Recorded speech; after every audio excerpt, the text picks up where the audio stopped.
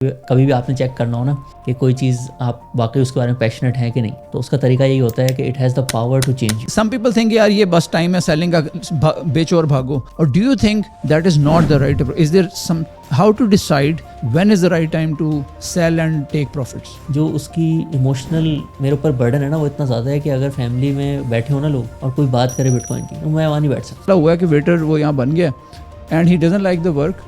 तो मैंने कहा क्या करना चाहते हो ज़िंदगी में? कहते यार मैं बस ना पैसा कमाना चाहता हूँ। तो क्या तरीका सोचा है इसके बारे में? अब बाहर जाना चाहता हूँ। चीज़ों को हमने डेटा के साथ चेक किया। सिर्फ 4 इंडिकेटर्स मिलते हैं आपको जो कि आपको बताते हैं बुल मार्केट फ्रेमवर्क ऑन है कि नहीं। और जब ये चारों ऑन होते हैं ना, तो आज भी अगर 4 साल तक बुल मार्केट फ्रेमवर्क ऑन रहता है, बहुत अच्छे चांसेस हैं कि यहाँ से इंडेक्स जो है वो 400 से 500,000 की रेंज में होगा। लेकिन जब ये 4 चीज़ें पाकिस्तान की ऑन होती हैं ना, वो किसी भी एसेट क्लास को बीट कर देती है। तो जब पाकिस्तान का बुल मार्केट फ्रेमवर्क ऑन होता है ना, तो कोई और एसेट क्लास से करीब नहीं आती। लेकिन उसके अलावा जो है आपको फिर दूसरी जितनी भी एसेट क्लास होंगी वो थोड़ी सी इन्फीरियर हो। मैं कहूँगा इस दफ़ा अगर कोई एक चीज़ में थोड़ा सा चेंज आया है ना, दुनिया की ग्रोथ कम होती है, तो 3-4 इंपॉर्टेंट कमोडिटीज़ जो होती हैं जो चीज़ें बनाने में इस्तेमाल होती हैं, ऑयल, गैस, स्टील और आप कह सकते हैं कोल। मतलब दुनिया में ये 4 वर्क हॉर्सेस बोलते हैं कि जो भी चीज़ प्रोडक्शन होगी ना, उसमें ये कहीं ना कहीं जाके इस्तेमाल होते हैं। ये सारे सस्ते हो जाते हैं थोड़ा सा, क्योंकि डिमांड कम हो जाती है ग्लोबली। तो अब मैं आपको कटेरे में खड़े करने लगा हूँ। तो एक आम बंदा जो होता है ना, वो आपको वीडियो के ऊपर कमेंट देता है यार माजी का तो सबको पता है, हमें पता है कि क्या हुआ है माजी में और हम वापस नहीं जा सकते, हम वो नहीं कर सकते, हमने किया ही नहीं। मैं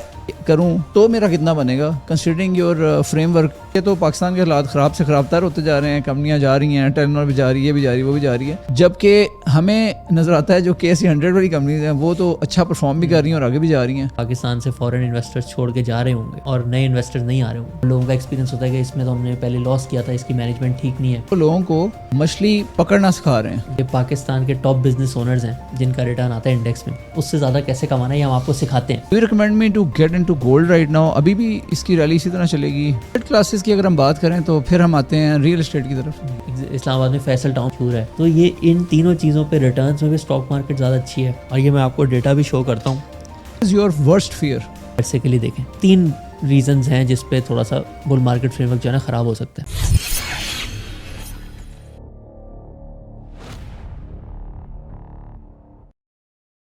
अस्सलाम वालेकुम, Ali Shah here. So viewers, जैसा कि आपको मालूम है, our channel is all about financial freedom through combination of investments and entrepreneurship. Investments आजकल आपको पता है बहुत ज़्यादा इस वक्त बाज़ार गर्म है, और स्पेशली जो पाकिस्तान स्टॉक एक्सचेंज है बहुत तेज़ी आ रही है।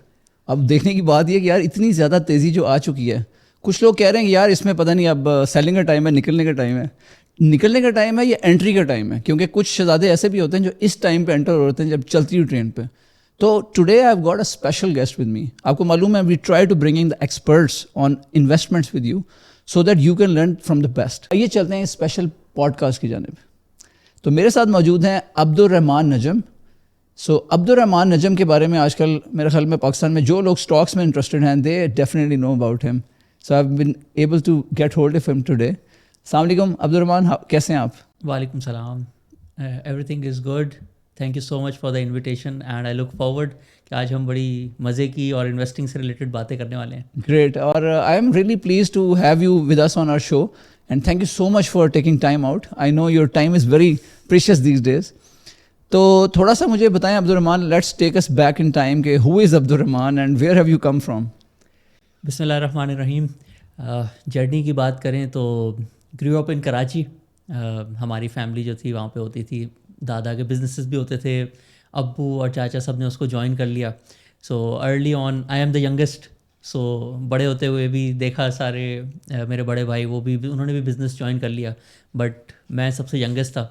सो आई हैड द प्रिविलेज कि एजुकेशन जो है वो ज़्यादा अच्छे तरीके से कर सकूं, और उसी के लिए I went to university of Warwick in England from 2012 से लेके 2015 तक। वहाँ पे भी काफ़ी चीज़ें सीखी।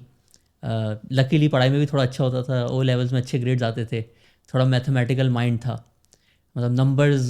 अभी मुझे याद है यंग क्लासेस में 2-3 के अराउंड जब कैलकुलेटर अलाउड नहीं होता था, I use to ask my colleagues और स्टूडेंट्स के कोई मुश्किल सा नंबर मल्टीप्लाई करते हैं, मैं आपको वैसे ही बताने की कोशिश करूँगा। ऐसे माइंड में ये होता रहता था कि किस तरह से नंबर्स मल्टीप्लाई होकर क्या बनेगा। सो आई थिंक वो एक नेचुरल था, इंक्लिनेशन, बिजनेस माइंड भी था, मैथमेटिकल माइंड भी था। तो जब यूनिवर्सिटी ख़त्म हो रही थी तो सोचा कि क्या करना चाहिए, वहीं रह लें, थोड़ा टाइम एक्सपीरियंस ले लें, उससे भी आपका स्किल सेट जो है काफ़ी ज़्यादा इंप्रूव होता है और आप फिर पाकिस्तान आते हैं। बट पैशन इन्वेस्टिंग का जो था ना, जब तक थोड़ा थोड़ा ज़्यादा इंक्रीज़ हो गया था और डिसाइड किया कि वापस आएंगे और यहाँ पर इन्वेस्टिंग स्टार्ट करेंगे। ट्रैक रिकॉर्ड मैंने देख लिया था पाकिस्तान स्टॉक मार्केट का जब मैं यूनिवर्सिटी में होता था, क्योंकि यहाँ तो सब कहते हैं कि सब यहाँ पे सट्टा होता है, ग्रोथ है नहीं इकॉनमी में, पॉलिटिक्स में अजीब मसले चलते रहते हैं। लेकिन आप ट्रैक रिकॉर्ड उठा के देखें जो हमारे इंडेक्स का है, तो वो इतना अच्छा है। So that brought me back. वो जो डेटा था उसने मुझे कन्विंस किया कि नहीं, यहाँ पे वाकई पोटेंशियल है। इवन दो लोग कम इन्वेस्ट करते हैं, लेकिन जो कंपाउंडिंग हो रही है, जो फाइनेंशियल फ्रीडम आप अचीव कर सकते हैं यहाँ पे इन्वेस्ट करके, वो काफ़ी अच्छा है। सो मैंने आई केम बैक, फिर एक और जर्नी स्टार्ट हुई। उसमें मैं पार्ट टाइम बेसिस पे इन्वेस्टिंग के बारे में पढ़ता होता था, थोड़ा सा फैमिली बिजनेस में भी टाइम दे देता था।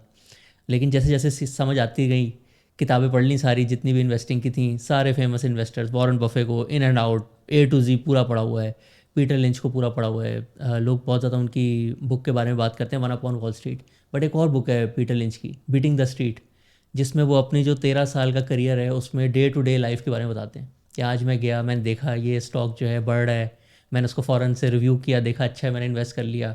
फिर एक दफ़ा बताते हैं कि एक दफ़ा वेकेशन पे चले गए अपनी फैमिली के साथ, लेकिन उन्हीं दिनों में मार्केट क्रैश होने लग गई। तो उधर से बहुत ज़्यादा कॉल्स आने लग गई लोगों की कि आप जो है इधर मार्केट क्रैश हो रही है, आप उधर गोल्फ खेल रहे हैं एक डिफरेंट टाइम जोन में। तो उस तरह का एक पूरा जो एक इन्वेस्टमेंट मैनेजर का करियर होता है वो उस बुक से वो भी पढ़ा। और फिर फाइनली आके सारे ये जो रोड ब्लॉक्स होते हैं पाकिस्तान में मेंटल, कि इसमें नुकसान हो जाएगा, क्योंकि मेरी फैमिली की तरफ से भी यही ओपिनियन होता था स्टॉक मार्केट के बारे में, इवन तो वो खुद बिजनेस करते थे। लेकिन ये कॉन्सेप्ट के स्टॉक मार्केट में भी बिजनेसेस होते हैं और आप उनके साथ पार्टनर बन सकते हैं, वो नहीं समझ आता। कुछ लोगों को समझ आ जाता है, कुछ लोगों को नहीं आता। बस एक उस तरह की चीज़ होती है बाइनरी, इधर इट क्लिक्स और इट डजेंट। सो वो समझ जब आ गया 2017, 18 और 19 में, फिर इन्वेस्टिंग की जर्नी स्टार्ट की। उसके बाद जब प्रैक्टिकली किया तो एक और लेसन लर्न हुआ कि किताबों में तो पढ़ना आसान होता है, जैसे अगर आप लोग सिक्योरिटी एनालिसिस पढ़ेंगे, आप पढ़ेंगे 1932 में चीज़ें बहुत सस्ती थी, कंपनीज़ में जितना कैश पड़ा होता था उससे भी कम पे मिल रही होती थी, उससे भी आधी कीमत में मिल रही होती थी। और 1935 में उनकी शेयर जो हैं वो डबल ट्रिपल हो गए। लेकिन असल में एक चीज़ को एक साल भी होल्ड करना ना, और उस साल में अगर वो डबल भी हो जाए, उसमें भी जो टफ़ टाइम आता है बीच में, वो गुजारना इतना आसान नहीं होता। सो टाइम जो है आपको टेस्ट करता है। आप वो सारी चीज़ें सीख तो लेते हैं कि अंडर वैल्यूड कंपनीज़ कैसे पिक करनी है, लेकिन वो डिसिप्लिन के साथ उनको होल्ड करना, उनको फॉलो करना, और जब चीज़ें थोड़ी आपके अगेंस्ट जा रही होती हैं, सो उसको होल्ड करते रहना पेशेंस के साथ, और रिव्यू भी करते रहना, आंखें भी बंद नहीं कर लेनी होती, आपने चीज़ों को रिव्यू भी करना होता है। वो सब कुछ मैंने सीखा। और आई थिंक जो आखिरी कुछ साल आए 2022 और 23 के, उन्होंने मुझे एक कम टाइम में एक अच्छा जो है ना रेडी कर दिया टू डील विथ थिंग्स। क्योंकि थोड़ी सी पहले कोविड के बाद एक रैली भी देखी, और फिर एक लॉन्ग जो है ना डाउन साइकिल 2022 से 2023। ज़्यादातर लोगों को मैं कहूँगा कि अगर कोई बंदा 3 साल या 2 साल गुजार लेगा ना एक डाउन मार्केट में, फिर वो एक कंप्लीट इन्वेस्टर बन जाता है। अगर आपने शार्प करेक्शंस देखे होंगे ना, जैसे कोविड में आपने देखे हैं, आपको जितनी डाउनवर्ड प्राइसेस आ रही होती है ना, लेट से एक चीज़ 100 रुपये की थी वो 50 पे आ जाती है, उससे ज़्यादा मुश्किल होता है उस चीज़ को लंबे टाइम के लिए एब्जॉर्ब करना। कि वो आ गई है, भले 70 पे आ गई है, लेकिन वो जो है बढ़ नहीं रही, आपको टाइम टेस्ट कर रहा है rather than the sharpness of the correction.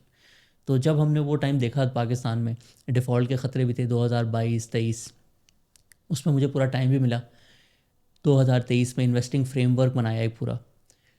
उसमें मैंने देखा, वॉरेन बफेट को भी सुना कि इनके रूल्स होते हैं कुछ ऐसे ही नहीं, आप जो है कि आज मुझे ये अच्छा लग रहा है मैं ये ख़रीद लूँगा, इस तरह फिर आप जो है किसी साल तो अच्छा परफॉर्म कर लेंगे, बट आप में वो कंसिस्टेंसी नहीं होगी।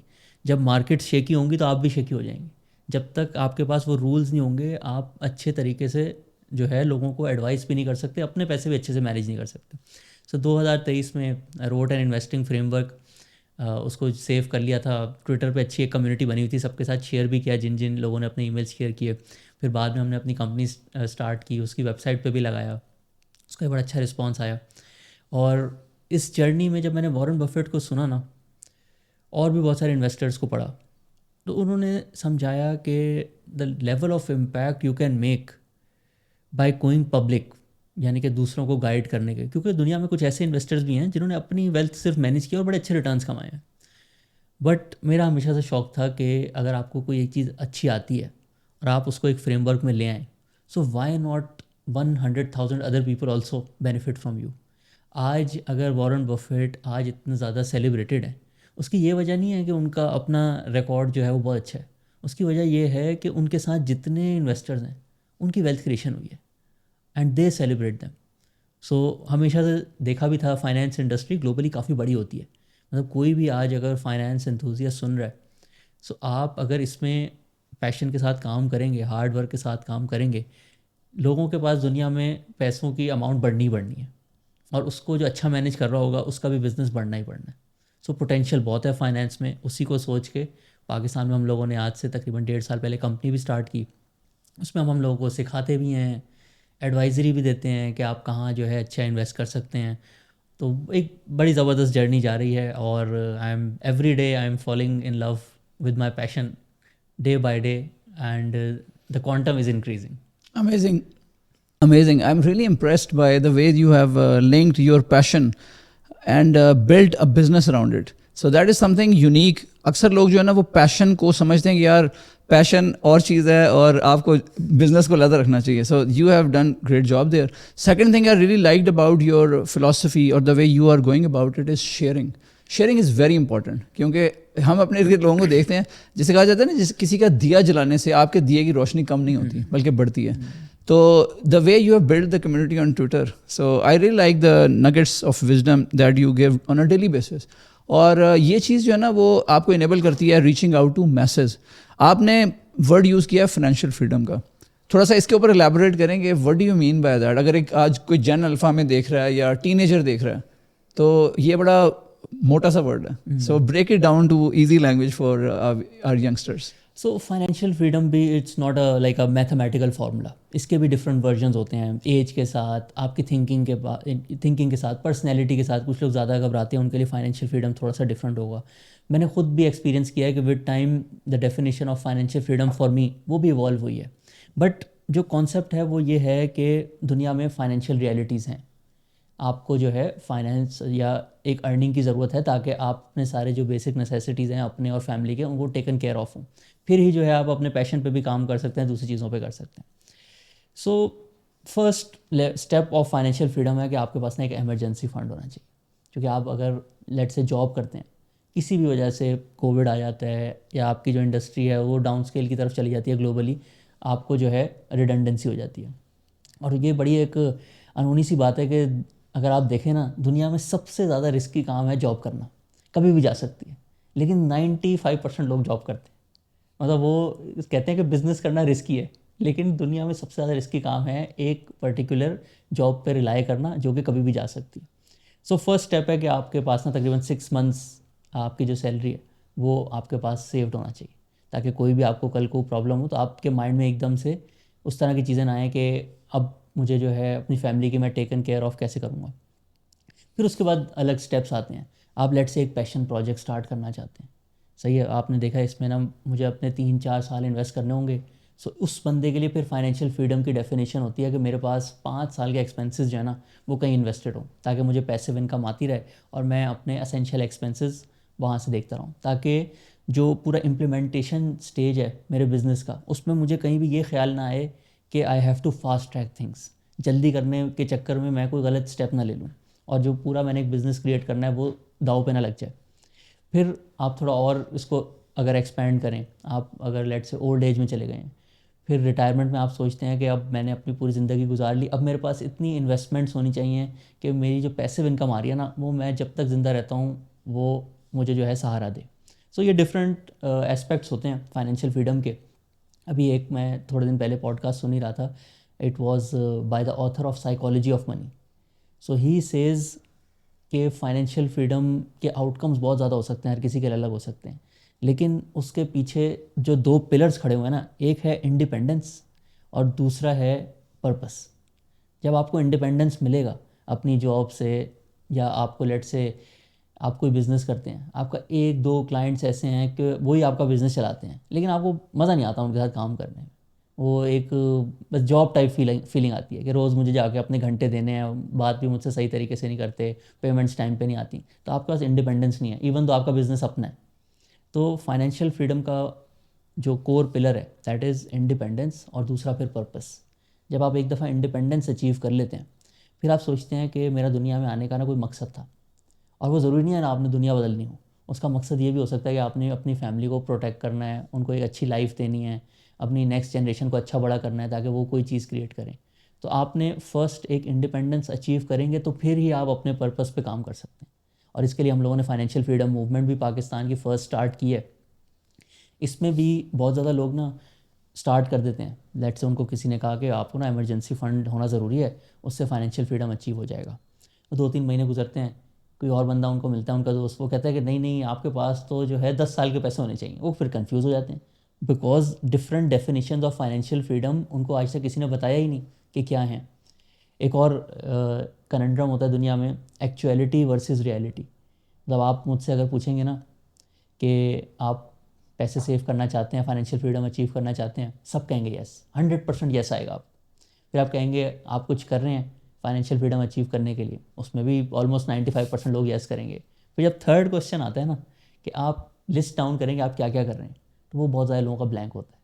तो हर कोई करना चाहता है, थोड़ा बहुत कुछ कर भी रहा होता है, लेकिन जो उसको एक्चुअल गाइडेंस नहीं मिली होती ना, उसकी वजह से वो जो गोल होता है वो अचीव नहीं होता। सो इस मूवमेंट का पूरा मकसद यही है कि लोगों को एक डिटेल्ड ब्रेक डाउन मिले कि फाइनेंशियल फ्रीडम अचीव करके आपकी प्रोडक्टिविटी बहुत ज़्यादा बढ़ जाती है। जब एक दफ़ा आपके सर के ऊपर से स्ट्रेस निकल जाए तो आप खुद सोचें आप कितना ज़्यादा प्रोडक्टिवली नई चीज़ें क्रिएट कर सकते हैं, अपना बिजनेस क्रिएट कर सकते हैं, या अगर आप लाइफ एंजॉय करना चाहते हैं आप वो भी कर सकते हैं। सो इसमें हम ऑनलाइन भी सेशंस किया करेंगे, ई बुक्स भी हमने काफ़ी ज़्यादा बनाई हैं फाइनेंशियल फ्रीडम को एक्सप्लेन करने के लिए। उसके साथ साथ क्योंकि रिस्पॉन्स इतना अच्छा है, अब ऑलमोस्ट एक हफ़्ता ही हुआ है इसको अनाउंस किए हुए, बट हमारी वेबसाइट पे ऑलमोस्ट 4000 एंट्रीज़ ऑलरेडी आ चुकी हैं। सो इसका स्केल काफ़ी बड़ा हो गया। इस वजह से हम लोगों ने डिसाइड किया है कि अब शहरों में जा जा के हम लोग मैसिव इसके इवेंट्स भी करेंगे, और वहाँ पे मेरे अलावा और भी एक्सपर्ट्स होंगे ना, फाइनेंशियल एक्सपर्ट्स, वो भी आके अपनी थॉट्स शेयर करेंगे अबाउट फाइनेंशियल फ्रीडम, अपनी जर्नी शेयर करेंगे, कोई 2 सेंट्स ऐड करेंगे कि फाइनेंशियल फ्रीडम डिफरेंट लोगों के लिए डिफरेंट कैसे हो सकता है, और सबसे बेस्ट तरीका क्या है हर किसी के लिए फाइनेंशियल फ्रीडम अचीव करने का। Amazing. I love the idea of this movement. और जब ये कोई मोमेंटम ऐसा बिल्ड होगा, I think that is when things are going to, तभी इनमें जान पैदा होगी। और sign me up for this as well. I would love to collaborate with you on financial freedom, because I hold sessions online as well as when I go to the UK almost once twice a year. तो वहाँ पे जो हमारे दोस्त यार बैठे हुए हैं जो हमारी तरह काफ़ी टाइम लगा चुके हैं, 40s में हैं, 30s में हैं, and they are unable to figure out कि कैसे स्टार्ट लेना है। On one hand they're accomplished in their careers, अपनी ज़िंदगी में कामयाबी हासिल कर चुके हैं, लेकिन वो एक टाइम आता है ना मिड लाइफ क्राइसिस का। अब उनको समझ नहीं आ रही कि यार अब हम अगर हमें, जैसे आपकी बात है कि यार जॉब जो होती है उसमें सेफ्टी नेट होता है, लेकिन it's quite a risky thing as well, पता नहीं होता कब चली जाए। तो वो सिचुएशन में है कि ले ऑफ्स भी आपको पता है IT टेलीकॉम कंपनी होती रहती हैं बहुत सारी, मैसिव। तो इस वजह से ना they are in that situation, तो उनको गाइड करना लाजमी है। सेकेंडली जो आपने बात की है कि यूथ को आपने अभी तक कितना इम्पैक्ट किया है, do you have some numbers? जैसे एक तो आपने कहा आपने 1-2 हफ्ते से स्टार्ट किया, लेकिन आई हर्ड इन समवेयर इधर इन योर पॉडकास्ट और आपने एक सेशन कराची में जो किया था। So I think you have a significant goal, एक नंबर है आपके पास कि हमने इतने लोगों को इतने टाइम में थोड़ा सा फाइनेंशियल फ्रीडम की तरफ लेके जाना है। मैं आपको इसके ना पीछे थोड़ा सा मोटिव भी बताता हूँ हमने मूवमेंट स्टार्ट क्यों की। एक तो पिछले 2 सालों से अपनी भी जर्नी में मैंने देखा ना, जब मैंने फाइनेंशियल फ्रीडम अचीव किया तो मेरी लाइफ में प्रोडक्टिविटी कितनी इंक्रीज़ हुई, और आज अगर हम लोग ये कंपनी बना पाए हैं तो उसके पीछे एक बहुत ज़्यादा रोल इसी का है कि फाइनेंशियल फ्रीडम अचीव हुआ था। सो ये मैं सबको ट्रांसफ़र करना चाहता था, तो हमेशा सोचा हुआ था जब भी मौका मिला, कोई मोमेंटम बना तो इसको ज़रूर करेंगे। और फिर कंपनी का भी अच्छा स्टार्ट हुआ, तो हमने सोचा था 2026 या 27 में जाके ना हम लोगों का इतना प्रेजेंस हो जाएगा कि हम ये मूवमेंट स्टार्ट कर सकते हैं। लेकिन कुछ महीने पहले ही TEDx का एक इवेंट हुआ था, वहाँ से इन्विटेशन आई कि आप यहाँ पे टॉक दें, तो हमने चूज़ किया कि फाइनेंशियल फ्रीडम टॉपिक होना चाहिए, क्योंकि ये जो है ना मासेस को रेजोनेट करता है। तो ऐसे ही इवेंट के जो ऑर्गेनाइजर्स थे उन्होंने कहा कि सब गेस्ट ने एक ऐसे ही बताना है कि हम आ रहे हैं और आप लोग जो है इस टॉक को ज्वाइन करें, इस इवेंट पे आएँ। वो जब बनाई वो TEDx के इवेंट से 1 हफ़्ता पहले, तो ऑर्गेनाइजर्स बताने लग गए कि वो कॉल्स पे कॉल्स आती जा रही हैं, कोई हमें तकरीबन हज़ारों में कॉल्स आई हैं, लेकिन सीट्स जो हैं वहाँ पे वो 500-600 ही होती हैं। और फिर जब मैं ख़ुद भी वहाँ पर गया, तो जब टॉक दे के बाहर निकला तो सारे यही कह रहे थे कि ये ऐसे तो कभी किसी ने बताया ही नहीं हमें, है तो बहुत सिंपल लेकिन हम लोग कर नहीं पाए। और ज़्यादातर लोग ऐसे 50-60 के थे, तो कहते हैं हम तो नहीं कर पाए लेकिन हम अपने बच्चों के लिए ज़रूर करेंगे। और फिर उसके बाद ये जब यूट्यूब पे हमने कहा चलो यूट्यूब पे बहुत ज़्यादा लोग सुनते हैं, तो यूजुअली जब क्योंकि इतनी ज़्यादा टॉक्स आ रही होती है डेडेक्स के चैनल पे रोज़, ज़ाहिर है दुनिया में इतने इवेंट्स हो रहे होते हैं, तो ज़ाहिर है इतनी ट्रैक्शन नहीं मिलती। लेकिन जब वो वीडियो आई उसको भी काफ़ी लोगों ने देखा और विद इन डेज उसके व्यूज़ जो है वो 25-30,000 पे पहुँच गए। फिर हमने सोचा कि यही टाइम है, यही टाइम है, यही मौका है लोगों को जो है फाइनेंशियल फ्रीडम जो है उसके बारे में बताने का, और उसको उनको बताने का कि ये कोई 25-30 साल की जर्नी नहीं है, इसमें भी स्टेप्स होते हैं। आप with in a few years अपना पहला स्टेप दूसरा स्टेप बिल्कुल अचीव कर सकते हैं, और आगे फिर दुनिया के साथ चीज़ें चलती रहती हैं, आप भी जो है नेक्स्ट स्टेप्स भी अचीव कर लेंगे और इन्जॉय करेंगे इस जर्नी को। तो हमने एक गोल भी बनाया है कि 1 मिलियन पाकिस्तानीज़ तक जो है हमने फाइनेंशियल फ्रीडम का जो इम्पैक्ट है वो पहुँचाना है, और उससे सोचे फिर कितनी ज़्यादा फैमिलीज़ की लाइफ चेंज होंगी। अमेजिंग। ये अप्रोच बहुत अच्छी है क्योंकि इसी से जो विशेस होती हैं ना, और जो एक सटल किस्म के आपके माइंड में आइडियाज़ होते हैं, वो if you sign them a number then it becomes a target, और गोल ओरिएंटेड आपको चलना चाहिए। तो I am really happy that you have figured that out. ये बताएं कि let's go back in time. अभी आप वारिक में हैं और आप गए हुए हैं वहाँ पढ़ने के लिए। अब आपके साइडवेज या आप देखते होंगे लोग जो पढ़ने जाते हैं बच्चे वहाँ पे, they try to just do something on the side line. कोई कहते हैं यार कोई पिज़्ज़ा डिलीवरी कर रहा है, कोई कुछ कर रहा होता है। अक्सर पाकिस्तानी इन चक्करों में पड़ जाते हैं, इंडियंस भी और पाकिस्तानी भी। तो डिड यू डू दैट और did you have something else in mind? नहीं, मैंने वहाँ पे भी एक ऐसा एक्सपीरियंस किया था और वो काफ़ी लर्निंग भी था। इससे पहले हम इस पे बात करें, फाइनेंशियल फ्रीडम मूवमेंट ज्वाइन करने का जो सबसे आसान तरीका है, हमारी वेबसाइट पे जाके arnfinancials.com पे हमने एक पूरा टैब बनाया हुआ है। क्योंकि इसमें सेशंस डिफरेंट डिफरेंट शहरों में होंगे ना, तो हमने नाम, नंबर और आप कौन से शहर से हैं, ताकि हमें पता हो कि पहला सेशन कहाँ पे ऑर्गेनाइज़ करना है। और फिर इसमें आप साइन अप कर लेंगे, इट्स टोटली फ्री, कोई इसके चार्जेस नहीं होंगे। तो जो भी फ्यूचर सेशन ऑर्गेनाइज होगा उसका मैसेज आपको आ जाएगा, तो ये आप ज़रूर कर लीजिएगा। Amazing, I will do that. हाँ, और इसके बाद अच्छा वॉरिक में मुझे याद है मेरा सेकंड ईयर नहीं बल्कि फर्स्ट ईयर था, फर्स्ट ईयर का एंड था, एक मैंने इंटर्नशिप की थी चैम्पियंस लाइफ अकेडमी में। उसमें ना आपको डोर टू डोर जाके एक चैरिटी कॉन्ट्रैक्ट होता था, वो सेल करना होता था। वो डायरेक्ट डेबिट सेट कर देते हैं, वो हर महीने आपसे थोड़े से पैसे जो है चैरिटी में डोनेशन करते थे। तो वो एक काफ़ी जो है मुश्किल होता था। पहले हम लोगों ने इसको किया ईस्टर 2013 में, मौसम भी काफ़ी उसमें ख़राब था, वो फुल स्नो हुई थी ईस्टर में। तो उस टाइम पे आपको डोर टू डोर जाके, कोई इंटरेस्टेड होता नहीं है, ज़ाहिर है आप किसी को कोई चीज़ कहोगे वो अपने काम में बिज़ी होता है। वो बहुत जो है ना एक लर्निंग एक्सपीरियंस था, और आई थिंक उसने सिखाया नेवर से डाई एटीट्यूड। उसमें ना हमें टारगेट दिया होता था कि आपने दिन में ना 100 डोर्स नॉक करने हैं, और फिर ऐसे टारगेट दिया होता था कि 100 में से 8-10 में जो है ना आपने, कि उस बंदे ने आपको इनवाइट किया कि चलें आप आके मुझे अंदर आके और बताएं, और फिर उसमें से 3-4 लोगों को आपने साइन अप करना होता था। तो उस वो जब पूरा एक्सपीरियंस किया, देखा कि आप 100 दफ़ा ट्राई करते हैं, उसमें से आप अगर 3 दफ़ा भी सक्सेसफुल हो जाएं तो that is a wonderful day, आपसे एक सक्सेसफुल दिन आपका ख़त्म हुआ है। तो उससे पहले कभी ऐसी कोई चीज़ पाकिस्तान में मैंने एक्सपीरियंस नहीं की थी। इंटर्नशिप्स एक दो की भी थी लेकिन वो ऑफिस टाइप ही होती हैं। तो ये एक एक्सपीरियंस है जिसने I think played a role in building my personality, और फेलियर से कैसे डील करना है आई थिंक ज़िंदगी में ये बहुत ज़रूरी होता है। तो वो एक अर्ली एज पे अनकॉन्शियसली जो है ना वो एक एक्सपीरियंस हुआ जिससे ये बहुत सीखा। बाद में जब भी कोई फेलियर हुआ या कोई चीज़ इन्वेस्टमेंट में सीखी, तो उससे जो है ना ऐसा फील नहीं हुआ कि ज़िंदगी अच्छी नहीं है, या डाई डाउन जो एटीट्यूड था वो नेगेटिव नहीं हुआ, क्योंकि ऑलरेडी एक्सपीरियंस किया हुआ था कि फेलियर जो पार्ट ऑफ सक्सेस है। अमेजिंग। ये बताएं कि जो ये एटीट्यूड है बुक रीडिंग का, बीइंग डिसिप्लिन्ड अबाउट थिंग्स, ये कहाँ से आया लाइफ में? अच्छा, इसमें भी it's a total U turn. मैंने ओ लेवल्स में भी बहुत अच्छे ज़्यादा सब्जेक्ट्स देखे, बहुत अच्छा एज भी लिए, ए लेवल्स में भी लिए, बट इवन यूनिवर्सिटी में जाकर भी मुझे बुक पढ़ने का बिल्कुल शौक़ नहीं होता था। Never red a story book. Library के पीरियड्स होते थे उसको अवॉइड करने की कोशिश ही करता था स्कूल में। ओ ए लेवल्स भी जो है नोट्स और ट्यूशन टीचर से समझ के उस तरह सारा कुछ किया। लेकिन जब यूनिवर्सिटी से वापस आया और पैशन था इन्वेस्टिंग का, और फिर उसमें लोग ये कहते थे कि आप सिक्योरिटी एनालिसिस पढ़ें, तो फिर जब कोई चीज़ का शौक़ होता है तो उसने हैबिट्स बदल देता है वो आपकी। ये भी एक बड़ा साइन होता है, मैं सबको लोगों को कहता हूँ कि कभी भी आपने चेक करना हो ना कि कोई चीज़ आप वाकई उसके बारे में पैशनेट हैं कि नहीं, तो उसका तरीका यही होता है कि it has the power to change you. वो जैसे लेट से अगर आपको जो है वर्कआउट करने का या स्पोर्ट्समैन बनने का पैशन है, तो उसके लिए ज़ाहिर है सुबह उठ के एक्सरसाइज करनी होती है, लेकिन अगर पहले आपको बिल्कुल शौक नहीं है सुबह उठने का, लेकिन उसकी वजह से आप सुबह सुबह उठ के जॉगिंग करते हैं, उसने आपको चेंज किया, that means that is your passion.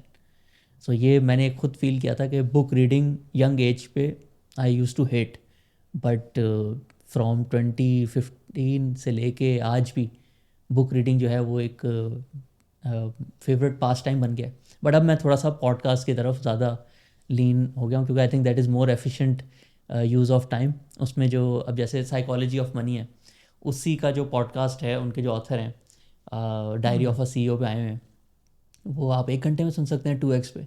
सो उससे आपकी और ज़्यादा जो है चीज़ें डेवलप हो जाती हैं। बट अगर आपने वाकई कोई सब्जेक्ट डिटेल में पढ़ना है और उस पर ग्रिप हासिल करनी है, तो फिर book reading is the best way. I really like the idea, क्योंकि मेरा डिफरेंस रहा है कि because I use to read a lot of books, story books as a child, और जो इनके दोस्त हैं वो उनका ये होता है कि यार जो बंदा कर रहा है ना बचपन से, उसको तो शौक है, अब शौक डेवलप करना बड़ा मुश्किल है, but you change that as well कि मैं पर्पस। दो बार किया है मैंने अपनी लाइफ में, एक ये बुक्स इन्वेस्टिंग से रिलेटेड, और एक बीच में मुझे क्रिकेट खेलने का बहुत ज़्यादा शौक हुआ था। सो अगेन यंग एज पे never was a sportsman kind of kid, लेकिन जब पैशन आया तो सारी रूटीन छोड़ के रिगरसली ट्रेनिंग्स को फॉलो करना, तो ये भी आपके अंदर एक डिसिप्लिन पैदा करता है। स्पोर्ट्स खेलना और उसकी जो रूटीन होती है उसको फॉलो करने से जो आपके अंदर डिसिप्लिन आता है, तभी आप देखेंगे कि जो लोग यूनिवर्सिटी में शायद उनके ग्रेड्स इतने अच्छे नहीं होते, लेकिन वो स्पोर्टिंग एक्टिविटीज़ में काफ़ी ज़्यादा एक्टिव होते हैं, तो वो usually they do well later on in life. ऐसा ही है। अब ये देखें कि जो आजकल की बच्चे हैं, टीनेज समझ लें या Gen Alpha, again I come back to them, usually viewers में वो भी हैं, बाकी भी हैं 20-30 वाले, लेकिन आई गो टू डिफरेंट कैफ़ेज़ और बैठ के कभी मतलब कॉफ़ी पी रहा होता है, तो एक बच्चे से मैंने पूछा जो कि 19 साल का था, यूजली आई गपशप उनसे हो जाती है, तो वो दे सेम कैफ़े में बार बार जाना होता है, तो ये उनसे बंदा पूछ लेता है। तो मैंने एक बच्चे को पूछा, 19 साल का था, और मैंने कहा तुम्हारा क्या बैकग्राउंड है? उसने कहा जी मैं इस्लामाबाद की यहाँ काम करता हूँ, पिंडी से आता हूँ, और वालिद घर में कोई कमाने वाला नहीं है, और वालिद भी काम नहीं करते, वो शायद उनको बीमार हैं। एक भाई है जो दुबई में और वो राइडर है, और दूसरा मैं हूँ और मैं चाहता हूँ कि मैं काम करूँ। तो मैंने कहा do you like this work? कहता नहीं है, मुझे ये पसंद नहीं है। हालांकि उसने ना कोई कोर्स किया है जो फिनिश एम्बेसी के कोलैबोरेशन में उनको करवाया जाता है। सो इधर they become hospitality basically expert या वेटर्स यहाँ पे अच्छे कैफ़ेज़ में, या फिर उनको फिनलैंड वो चले जाते हैं, that's their kind of future. So उसके केस में वो पहला वाला हुआ है कि वेटर वो यहाँ बन गया and he doesn't like the work. तो मैंने कहा क्या करना चाहते हो ज़िंदगी में? कहते यार मैं बस ना पैसा कमाना चाहता हूँ। तो क्या तरीका सोचा है इसके बारे में? मैं बाहर जाना चाहता हूँ। बाहर क्यों जाना चाहते हो? सर पाकिस्तान में क्या रखा है? तो that's quite an amazing question for me कि यार पाकिस्तान में क्या रखा है? मैंने कहा क्या, अच्छा चलो बाहर भी चले गए तो क्या करोगे? सर वो पैसे से बनाऊंगा, थोड़ा सा ई कॉमर्स करूँगा। वो शायद अनवर भाई की मैं वीडियोस देख रहा होता हूँ तो उसमें बहुत सारा होता है कि यार हम इसके ऊपर आए, ई कॉमर्स पे इट्स अ मनी मेकर। तो मैंने उसको थोड़ा सा यही बताने की कोशिश की। सबसे पहले तो उनसे समझने की कोशिश की फाइनेंशियल फ्रीडम का वर्ड तो मैं समझ आती है तो नहीं। तो I think your movement is going to be very important, it's going to play a very important role and start with KLI Karachi और Islamabad, then go to second tier cities as well, जहाँ पे बच्चे हैं, टाइम बहुत है उनके पास लेकिन उनको पता नहीं है इसको यूटिलाइज कैसे करना है। ये बच्चा भी 8 घंटे काम करता है but he doesn't do anything else with बाकी घंटे जब वो जाग रहा होता है, वो असल काम है ना कि उसमें वो क्या करता है, that can be formative for him. तो ये चीज़ है। अच्छा आगे चलते हैं, थोड़ा सा स्टॉक मार्केट की तरफ आते हैं। पाकिस्तान स्टॉक एक्सचेंज अभी माशाल्लाह बड़ा अच्छा चल रहा है। पिछले 2023 से अगर हम देखें तो 4x हुआ है, और अगर इंडेक्स को देखें, और अगर हम देखें कि आप कुछ कंपनीज ने 4, 6x, 8x भी प्रोड्यूस किया। आखिर ये सिलसिला कब तक जारी रहेगा? और सम पीपल थिंक यार ये बस टाइम है सेलिंग का, बेचो और भागो, और do you think that is not the right? Is there some how to decide when is the right time to sell and take profits? अच्छा पहले तो आई थिंक जैसे आप भी अपने चैनल पे बात करते रहते हैं कि फाइनेंशियल फ्रीडम का एक और भी बड़ा इंपॉर्टेंट पिलर होता है कि आपने सेव तो कर लिया, उसके बाद उसको सही जगह लगाना होता है। तो उसमें रिकॉर्ड शोज़ के जो स्टॉक मार्केट के अंदर बिजनेसेस की कंपाउंडिंग होती है वो बहुत अमेजिंग होती है। मतलब कि अब नंबर्स अगर आपको मैं एक दूँ, 2001 में 1,500 पे हमारा इंडेक्स होता था, अब ऑलमोस्ट 160,000 पे है। यानी कि एक एवरेज बिजनेस ने अपनी वैल्यू 100 गुना बढ़ा ली। आप भी उसके अंदर इन्वेस्टमेंट कर लेते, आपके भी पैसे 100 गुना हो जाते। इसी तरीके से दूसरे एसेट क्लासेस होते हैं, फिक्स्ड इनकम होती है, उसने मुश्किल से आपके जो 100 रुपये है ना उसको 1000 रुपये तक किया। यानी कि उसने सिर्फ 10x बढ़ा के दिया, और उतनी महंगाई हो जाती है। गोल्ड भी एक ऑप्शन होता है। तो इस वजह से हम लोग स्टॉक मार्केट पे इसलिए ज़्यादा फोकस करते हैं, जो लोग फाइनेंशियल फ्रीडम और इन्वेस्टिंग एक्सपर्ट्स होते हैं उनको पता होता है कि बैक एंड पे दुनिया में बिजनेसमैन ने सबसे ज़्यादा कमाना है, और एक आम बंदे का बिजनेसमैन के साथ पार्टनर बनने का दुनिया में एक ही तरीका है, और वो है कि आप स्टॉक मार्केट में इन्वेस्ट करें। अब 2023 से हम लोग 40,000 पे होते थे, ऑलमोस्ट 165,000 पे आ गए हैं। सोचते हैं अब बेच देते हैं, पैसे ही बन गए हैं, डबल ट्रिपल हो गया, हो सकता है कोई अच्छी कंपनी ले ली तो शायद 5x भी हो गया हो, तो बेच देते हैं। अब इसमें ना थोड़ा सा आपको पाकिस्तान का बूम बस्ट साइकिल भी समझना होगा, थोड़ा सा देखना होगा कि इधर पहले क्या होता है, ताकि क्योंकि मैं आपको बताऊं, मैंने इन चीज़ों के बारे में पढ़ा है, और जो ग्रेटेस्ट रिमॉर्स है ना, जो लोगों को डिप्रेशन में भी ले जाता है, वो ये नहीं होता कि मैंने एक चीज़ 100 पे ली थी, 80 पे मैंने बेच दी, मेरा नुकसान हो गया। वो ये भी नहीं होता कि एक जैसे लेट से बिटकॉइन है, वो बहुत सस्ता होता था, आज बहुत महंगा हो गया। कितने लोग, 1% लोगों ने भी नहीं ख़रीदा हुआ, 99% लोग अपनी ज़िंदगी ठीक गुजार ही रहे हैं ना। जो ग्रेटेस्ट रिमॉर्स है ना, जिसकी सबसे ज़्यादा इमोशनल इम्पैक्ट होता है, वो होता है आप कोई चीज़ ख़रीद लें, लेट से 100 रुपये पे ख़रीद ली, आपने उसको 150 पे बेच दिया, और बाद में आपको कुछ सालों बाद पता चलता है कि ये 2000 की हो गई। एक इंसिडेंट भी है, इस पे लिखा गया है। एक बिटकॉइन का अर्ली इन्वेस्टर था, ये वो नहीं है वो जो पिज़्ज़ा वाला होता है ना, एक दूसरा बंदा था, उसने बिटकॉइन में इन्वेस्ट करके जो है जल्दी सेल कर दिया। तो अब जाहिर है थोड़ा सा आम हो गया है। तो वो कहते हैं कि वो जो उसकी इमोशनल मेरे ऊपर बर्डन है ना, वो इतना ज़्यादा है कि अगर फैमिली में बैठे हो ना लोग और कोई बात करे बिटकॉइन की, तो मैं वहाँ नहीं बैठ सकता, क्योंकि मेरे जो ऊपर जो उसका बोझ है वो बहुत ज़्यादा है। तो इसलिए व्हेन टू सेल भी बड़ा इंपॉर्टेंट होता है। आपने अगर पैसे कमा भी लिए हैं, उसको आप गलत टाइम पे अगर आप सेल कर देंगे, एक हद तक जाहिर है कोई बिल्कुल ही टॉप पे तो नहीं बेच सकता, तो वो भी आपको बहुत ज़्यादा जो है ना एनजाइटी देगा फ्यूचर में। तो इसमें फिर पाकिस्तान का बूम बस साइकिल समझना थोड़ा सा ज़रूरी हो जाता है हिस्ट्री को देख के। अब पाकिस्तान में आप देखेंगे ना, अ, एक हमारी बुल मार्केट आई थी 1999 से लेके 2007 तक, हमारा इंडेक्स 1,000 का होता था, वो 15,000 पहुँच गया था, यानी कि 15x हो गया था। फिर एक और बुल मार्केट आई थी, ये शुरू हुई थी 2010 में, हमारा इंडेक्स तकरीबन 5,000 का होता था और ये 55,000 तक गया था, तो यहाँ पे भी 11x हुआ था। तो अगर आप उस हिसाब से सोचें कि अगर सारी चीज़ें ठीक होती रहीं, तो ओवर 7 to 8 ईयर्स जो ये एक बुल मार्केट पूरी चलती है, ज़ाहिर है उसमें बीच में थोड़ी सी करेक्शंस भी आती हैं, कभी कभी नेगेटिव भी हो जाता है, -10%, 15-20% भी होता है कभी कभी। सो आप 40,000 से ईजिली जो है 400,000 तक जा सकते हैं। अब लोग कहेंगे यार 10x कैसे हो सकता है, 10x का मतलब है कि ये चीज़ें तो एक बबल बन गई हैं। बट मैं आपको बताऊंगा ये बबल भी नहीं है। ये होता इस तरह से है, जब पाकिस्तान में चीज़ें, लेट से आपका एक क्राइसिस चल रहा है, आपके डॉलर रिजर्व्स बहुत कम हो गए हैं, किसी को भी आपके इकोनॉमी पे यकीन नहीं है, बिजनेसेस की प्राइसेस जो है ना वो नीचे आ जाती हैं। कभी ये 4 टाइम्स पे आ जाती हैं, कभी ये 5 टाइम्स पे आ जाती हैं। यानी कि अगर एक बिज़नेस 100 रुपये कमा रहा होता है ना, तो वो 400 का मिलने लग जाता है, 500 का मिलने लग जाता है। लोग कहते हैं मुझे ये ख़रीदना ही नहीं है, मैंने इसमें 2 साल पहले भी इन्वेस्ट किया था, इसने मुझे नुकसान दिया है, तो उसको करते करते करते प्राइसेस बहुत कम हो जाती हैं। तो उस टाइम से लेके जब आपकी ये बुल मार्केट शुरू होती है, तो ये 10x इस तरीके से बनता है कि सबसे पहले तो आपकी एवरेज है पाकिस्तान की कि अगर एक बिज़नेस 100 रुपये कमाएगा ना, तो उसके 900 रुपये 800 रुपये प्राइस होगी। यानी कि पी रेशो आपका 8 to 9 की रेंज में चलता है। तो पहला डबल तो आपको इसी चीज़ से मिल जाता है कि जो चीज़ बहुत ज़्यादा सस्ती हुई होती है वो अपनी ओरिजिनल कीमत पे आती है। अब इस बार को अगर देखें, जब हम 2023 में 40,000 पे थे, तो हमारा पी रेशो था 2.5।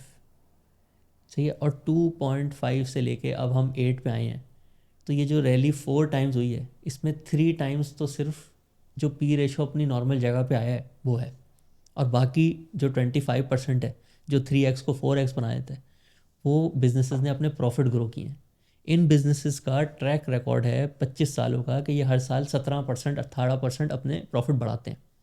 रूल ऑफ 72 जिनको पता होगा फाइनेंस का, 72 से अगर आप जो साल में इंक्रीज़ होता है आपका, अगर वो डिवाइड कर दें तो आपको पता चलेगा कितने साल में पैसे डबल होते हैं। तो इन बिजनेसेस का रिकॉर्ड है कि ये 4 साल में पैसे डबल कर देते हैं। तो ये जो 7-8 सालों में 10x होता है, इसमें सबसे पहले तो आप 3 पी रेशो पे खड़े होते हैं, आप 9 या 12 तक जाते हैं। यानी कि 4x तो आपका पी रेशो इंक्रीज़ होने की वजह से ही, यानी कि एक चीज़ बहुत सस्ती मिल रही थी वो अपनी सही प्राइस पे जाती है, उसकी वजह से आ जाता है। फिर ओवर 8 ईयर्स जब वो 2 दफ़ा अपने पैसे डबल करते हैं प्रॉफिट, तो पहले 2x होता है, फिर 4x होता है। तो ये जब 4x मल्टीप्लाई बाय 4x होता है, इस वजह से ये पूरी बुल मार्केट जो है ना, इसमें 10 से 15x होता है। यानी कि आधी कंट्रीब्यूशन आती है कि चीज़ें बहुत सस्ती चल रही होती हैं, और आधी कंट्रीब्यूशन इस चीज़ से आती है कि ये विद टाइम ये बिजनेसेस ने अपना प्रॉफिट भी बनाना है। तो आप अगर जल्दी सेल करेंगे, आप जो है इन दोनों में से एक चीज़ पे मिस आउट करेंगे। अब लेकिन ये कैसे पता चलेगा कि ये तो 7-8 साल हम पीछे देख रहे थे ना, कि ये साल था और इधर से लेके इधर तक 10x हो गया था। अब इसको ट्रैक करने का जो है तरीका हम लोगों ने खुद भी डिटरमिन किया है, वो है बुल मार्केट फ्रेमवर्क। यानी कि वो कौन सी चीज़ होती है पाकिस्तान में, जब वो होती है तो बुल मार्केट फ्रेमवर्क जो है ना वो ऑन हो जाता है। तो उसमें 20-25 चीज़ें सारी, कोई इंटरनेशनल इन्वेस्टर जिस चीज़ को इम्पोर्टेंस देता था पाकिस्तान में, आप सोचते हैं, उस सारी चीज़ों को हमने डेटा के साथ चेक किया। सिर्फ 4 इंडिकेटर्स मिलते हैं आपको जो कि आपको बताते हैं बुल मार्केट फ्रेमवर्क ऑन है कि नहीं। और जब ये चारों ऑन होते हैं ना, तो आप अगेन इस तरह की चीज़ें एक्सपेक्ट कर सकते हैं कि ओवर 7 to 8 ईयर्स आपका 10 to 12x बन सकता है, अगर बीच में कोई हिकअप ना आए। सबसे इम्पॉर्टेंट, आप किसी भी इन्वेस्टर को सुन लें दुनिया में, वो कहेगा इंटरेस्ट रेट बहुत इंपॉर्टेंट होते हैं। वॉरेन बफेट से भी पूछे ना कि मुझे आप बताएं 5 साल बाद यूएस की स्टॉक मार्केट कहाँ होगी, वो कहेगा आप मुझे बताएं इंटरेस्ट रेट क्या होंगे उस वक्त। क्योंकि इन दोनों का ऐसे कॉम्पिटिशन होता है, लोगों ने या तो बैंकों में पैसे रखने हैं या उन्होंने स्टॉक्स में पैसे लगाने और डिविडेंड अर्न करना है। तो इंटरेस्ट रेट जैसे जैसे नीचे आते हैं, स्टॉक मार्केट ऊपर जाती है। अभी हमारे इंटरेस्ट रेट जो है 22 से 11 आ गए हैं, अभी भी इन्होंने 9-8 की रेंज में आना है। आज तक कभी भी पाकिस्तान का जो है वो बुल साइकिल कंप्लीट हुआ ही नहीं है जब तक जो इंटरेस्ट रेट है वो सिंगल डिजिट में ना आए। बीच में हिकअप्स आते हैं, आपको लगेगा कि नहीं नहीं अब बस बहुत हो गया, वैसा लग रहा है अगले 6 महीने नहीं होंगे, लेकिन वो उन 6 महीनों के बाद फिर से एक डाउनवर्ड जो है ट्रेजेक्टरी शुरू हो जाती है। ऑयल प्राइसेस वैसे ही कम हो रही हैं, उससे भी जो है आपके इंटरेस्ट रेट कम होने में फ़ायदा होता है। तो अभी भी यही आउटलुक है कि 1 साल तक ये जो 11% है ये 9% पे आएगा, और आगे अगर चीज़ें और बेहतर होती रही तो ये 8-7 तक आके जो है वो जब स्टेबलाइज होगा, तो उस टाइम पे आपकी ये पूरी बुल मार्केट जो है वो शायद फिनिश हो।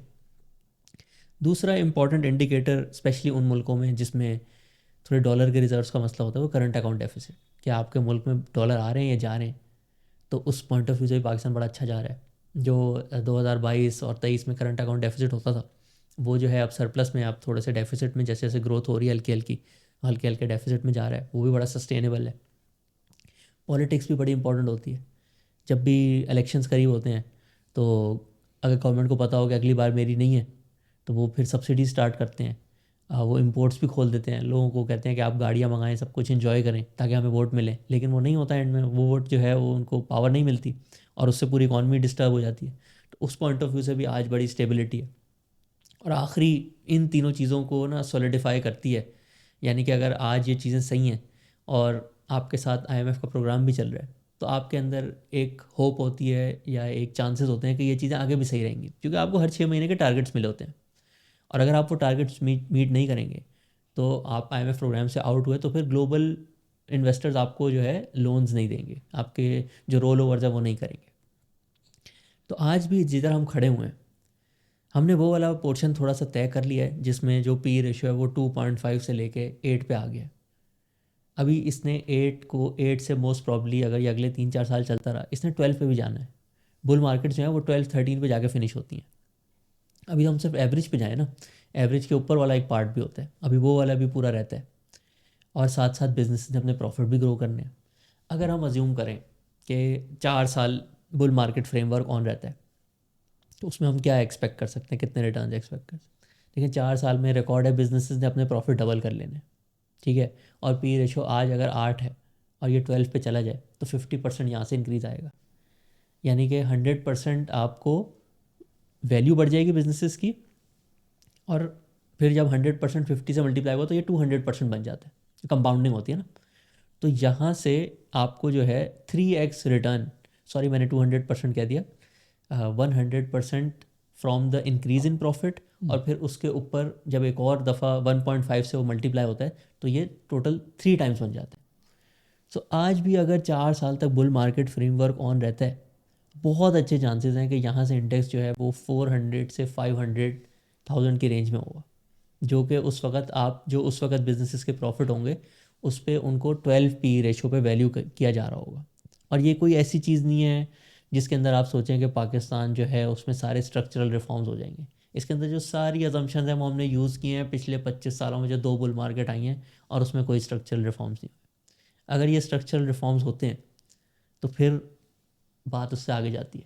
फिर आप इंडिया और दूसरी जो इकोनॉमीज़ हैं उनके जो पी रेशोज़ हैं 20 के अराउंड, आप फिर उस पर जाते हैं। आप एक ग्रोथ कंट्री, एक सस्टेनेबल इकोनॉमी जिसमें long term growth, middle class लोग जो हैं वो इंक्रीज़ होंगे, वो नई चीज़ें कंज्यूम करेंगे, और एक पूरी एक जो हाई सिंगल डिजिट वाली ग्रोथ होती है जैसे चाइना और इंडिया ने की, तो आप उस रेंज में चले जाते हैं। बट अभी तक जो पाकिस्तान के पिछले 25 साल की चीज़ें हैं उसी से जो बुल मार्केट फ्रेमवर्क पूरा डिराइव हुआ है, वही आपको कह रहा है कि अगर ये 4 चीज़ें ठीक रहती हैं, भले आपकी ग्रोथ मैसिव ना हो, बिजनेसेस के प्रॉफिट्स बढ़ रहे होते हैं लो ग्रोथ इन्वायरमेंट में भी, तो आपका जो इंडेक्स है उसने अपने प्रॉफिट्स भी बढ़ाने हैं और उसके पी रेशोज़ ने भी ऊपर जाना है। और पी रेशोज़ ऊपर भी इसलिए जाते हैं क्योंकि जो इंटरेस्ट रेट होता है वो नीचे आता रहता है। लोग कहते हैं बैंक में तो कुछ मिल नहीं रहा, तो इससे अच्छा है मैं उस कंपनी में इन्वेस्ट कर लेता हूँ, उतना डिविडेंड मुझे आ जाएगा। तो अगर सारी चीज़ों को इसको कंबाइन करें ना, तो जो पाकिस्तान का 7 से 8 साल का पीरियड होता है जिसमें बुल मार्केट फ्रेमवर्क ऑन होता है और उसमें आपको तकरीबन 10 से 12x प्रॉफिट्स मिलते हैं, उसका एवरेज रिटर्न बनता है हर साल 30 से 35%। किसी साल में ज़्यादा होता है, किसी में कम होता है, एवरेज 30 से 35% बन जाता है। और अच्छी बात ये होती है, ये बुल मार्केट फ्रेमवर्क ऑन ही तब होता है जब आपकी करेंसी स्टेबल होती है। अगर करेंसी स्टेबल ना हो तो फिर बुल मार्केट फ्रेमवर्क ऑन हो ही नहीं सकता, क्योंकि इसका मतलब आपके इंपोर्ट्स बढ़ रहे हैं, आपका करंट अकाउंट डेफिसिट ज़्यादा है और करेंसी जो है वो डी वैल्यू हो रही है।